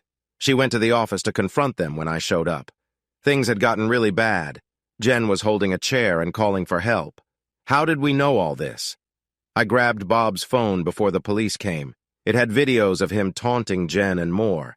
It showed them taking her clothes off and talking about what they planned to do. There were also videos of 2 more women who had been hurt. I gave the phone to the district attorney, telling him I had made copies. I warned him that if justice wasn't served, the videos would go public. There was debate about whether the videos were legally obtained, but in the end, they hadn't taken the phone. I had. Bob fainted when the cops questioned him. The producer confessed quickly, trying to save himself. Bob tried to get Jen to drop the charges, offering her $1 million. She laughed. His lawyers will cost him more than that. I consider it money well spent. Bob struck a deal. He pleaded guilty to lesser charges and got 5 years in a low-security prison, eligible for parole in 13 months. He also had to register as a sex offender, ending his career. 2 women he had hurt earlier were suing him, and he'd likely be broke by the time he got out. Though I didn't plan it, I heard Bob had a rough time in prison. He got beaten up a few times and experienced what it felt like to be forced into something against his will. The producer didn't have it much better, serving 7 months in a regular minimum security prison. He apparently got into fights and had to serve another 4 months. The receptionist and assistant dropped their charges against me when they learned the district attorney was thinking about charging them with helping in the crimes. The owner of the perfume company and the executive producer were very angry and regretful for what Jen had gone through. They promised her the next shoot would be at a different location with a new crew that she approved. She decided to finish the contract. Her next shoot was scheduled for Miami in the summer and Aspen in the winter. I nearly went to jail, but the lawyers made me out to be a man who would do anything to save his wife from being hurt, which was true. I got probation for a year, and the state of New York suggested I vacation elsewhere. That wasn't a problem. They made an exception for my first probation visit, then moved it to my home state. Jen recovered in time for the wedding. I wanted to postpone it, but she was firm. Not just no, but hell no. I need this, honey. I want good memories, not to wake up with nightmares. So it happened that an average man married a millionaire supermodel in a small country church on a sunny June afternoon. The service was lovely, even though we needed to hire many police officers from our area and nearby to keep the tons of reporters away. Some of the pushy reporters got arrested, which shocked them, and stayed in jail until the wedding was over. The rest took the warning and behaved. Hundreds of cameras went off when we walked out of the church. Jen's face was glowing, and she was so happy she blew kisses at the reporters. The cops laughed because the reporters didn't get another chance to take pictures. We quickly got into a small helicopter we had hidden and took off before they knew what happened. We knew there would be some reporters at first because Jen was still rich and famous, but her attack and the court case put her back in the spotlight. It got so bad we had to put up a fence around our home and hire security guards for a while. It became a bit of a game. The guards would tell us where the reporters were hiding, and I'd grab the shotguns and clay targets. We'd set the thrower so the targets flew high over their heads before we shot. Jen was really good at it, and she would laugh so hard when the reporters would run, bits of clay falling on them. Some reporters tried to press charges, but the sheriff just shrugged. They have the right to shoot on their own land, as long as it's before 11 at night and after daylight in the morning. Not much I can do about it. You shouldn't be dumb enough to stand on a shooting range. We went on vacation to a warm place on a small private island. On the third day, I told her it was time to start trying for a baby, and she laughed, rubbing her tummy. "This isn't fat, honey. I'm 10 weeks pregnant." I woke up and looked at the smooth back of the love of my life. Our 30th anniversary was in 3 weeks. We planned to spend it on the same small island where we had our honeymoon. Now, though, we owned the island. The original owner ran out of money, and when he had to sell it, Jen bought it without telling me. We had owned it for 10 years, and it was our favorite vacation spot. Our daughter, Jen Jr., JJ, followed in my footsteps and went into furniture design. The only thing that bothered me was she preferred to work with plastic and metals. She won awards, so I guess it was all right. She insisted I make her a rocking chair when she and her husband announced they were having a baby. Her daughter is 8 now, and Grandma Jen is her favorite babysitter. I think she likes me too, but it might be because of the little figures I carve for her. Our son Eric chose a different path and became a lawyer. He married, then divorced 2 years later. His ex-wife thought he had money, only to find out he had none except his salary. He was wary of women for a while. Then one day Jack showed up. He had stayed in touch over the years and managed to spend 1 weekend each summer fishing with us. His new wife was a bit overwhelmed at first. She caught a big bass, and then she enjoyed it. Allison bonded well with her. She was 11 when they married, a time when a girl's guidance was needed. Bonnie never had kids, but was very protective, like a mother bear. I felt sorry for the first boy who dared to ask Allison out. Bonnie would probably know everything about him going back 4 generations before he rang the doorbell. We were at her baby shower, and she cried hard when we gave her a rocking chair. Jack wanted to buy it, but we insisted it be a gift. They were having a girl. Poor Jack didn't stand a chance. Fast forward 26 years. Jack and his family joined us for our yearly fishing trip. By then, our kids were grown, but they came along, both having learned to love the water. We needed several boats, so we rented a few pontoons. The older folks ended up together, and the younger ones paired off on the other boats. JJ, her husband, and their 3 kids went with Allison, her second husband, and their 3 kids, one from his past marriage. That left Eric and Jack's youngest daughter, Melanie. You could hear them arguing over the water sometimes, and we looked at each other and sighed. Eric was divorced, and Mel had recently broken off her long-term relationship. Her ex got mad because he had to sign a paper saying he couldn't touch any future inheritances. He cheated with her best friend and got caught, so she kicked him out. Whatever they argued about, they must have worked it out by the time we got back. Everyone went back to the house to clean the fish and prepare for the big dinner we always had, except Eric and Mel. They wanted to go on a sunset ride. We just smiled, and one thing led to another. They married 14 months later and just announced they were expecting their first baby. Jack asked me to help him build a rocking chair, and I happily agreed.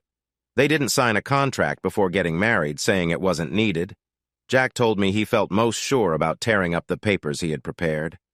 Jen made me retire at 50, though I sometimes made a rocking chair or bedroom set for old friends. I would think about her first husband sometimes. Steve had everything he could ever want but was too greedy or driven. I don't know the right word. He couldn't be happy with what he had, and he had a lot. I feel sorry for his death and sometimes feel a bit guilty about my happiness, but I get over it quickly. Deep down, I'm sure they would have divorced if Jen had found out about his vasectomy. I regret thinking badly of him. He was always a friend to me, but his priority should have been his wife and her happiness. If he couldn't be what she needed, he should have told her and let her go. But he wouldn't do that. He liked showing off his perfect wife at dinners and parties too much. He didn't see that his dream wasn't real. Jen, for all her beauty, was just a woman. A woman who needed love, respect, and attention from her partner. It's pretty simple, right? I had a childhood friend I lost touch with over the years. I invited him to my wedding and was really surprised when he showed up with a beautiful woman. After that, he visited now and then, usually on his way somewhere. Lenny wasn't very handsome, but his strong personality made him stand out. Despite his average looks and simple clothes, Lenny was famous. He wrote his first book at 29, his first hit at 33, and many more successful books by 50. 7 were even made into movies. We never knew he could write so well. I thought of him as I looked at Jen's perfect back. We were sitting at a table at the reception talking. He had a funny sense of humor and had been laughing all night. Jen finally asked him what was so funny. "You guys, not in a ha-ha way. You're like something out of a story, proof that dreams can come true." Of course, he had to explain. Not many know this, but I started by writing stories on free websites. My editor suggested it, said it would help me when my novels came out, and I grew to like it. I'm really into research, so before I wrote a word, I studied the genres. There's a funny theme about a rich model falling for an average guy with a broken heart. Other than the broken heart, you guys are it. I'd write about it, but no one would believe it. Jen thought about what he said and even looked up his old writings. That led to some bedroom fun and deep talks. All good. One day, Melody and the girls came by, laughing and piling into Jen's SUV for an afternoon out. That night, I saw a bandage on her shoulder. She said it was a minor thing, so simple I shouldn't worry. 3 days later, she came out of the shower with some medicine. "Honey, can you rub this on my shoulder? The doctor said it would help it heal faster." I couldn't say no, but I was stunned when she turned her back. The minor thing was a tattoo. She told me she always wanted one, but didn't get it while modeling. She worked with girls who had tattoos and saw how long they had to stay in the makeup chairs to cover them up for shoots, so she waited. The tattoo was of 2 unicorns, a male and a female, with their necks entwined. The artist was the best she could find. The colors were bright. The details were amazing. It was beautiful, and I told her so, promising to kiss it when it healed. A year after JJ was born, she added a little unicorn beside the couple. After Eric, there was another on the other side. The artist asked if he could show them in a magazine. It was the last time Jen modeled, looking over her shoulder with a smile, her bare back glowing with the tattoos. It became the cover photo. The artist got a lot of work offers but turned them down. He had agreed with Jen that he wouldn't make another like hers, and he kept his promise. I kissed the little unicorns, lingering over the big one. Jen turned and pulled me into a hug. Sometimes, just sometimes, fairy tales do come true. Hey, audience! If you liked this video and want to keep up with more thrilling stories, make sure to subscribe to Prince Cheating Tales and hit the notification bell. You don't want to miss out on our upcoming adventures. Thanks for watching, and we'll see you in the next wonderful story.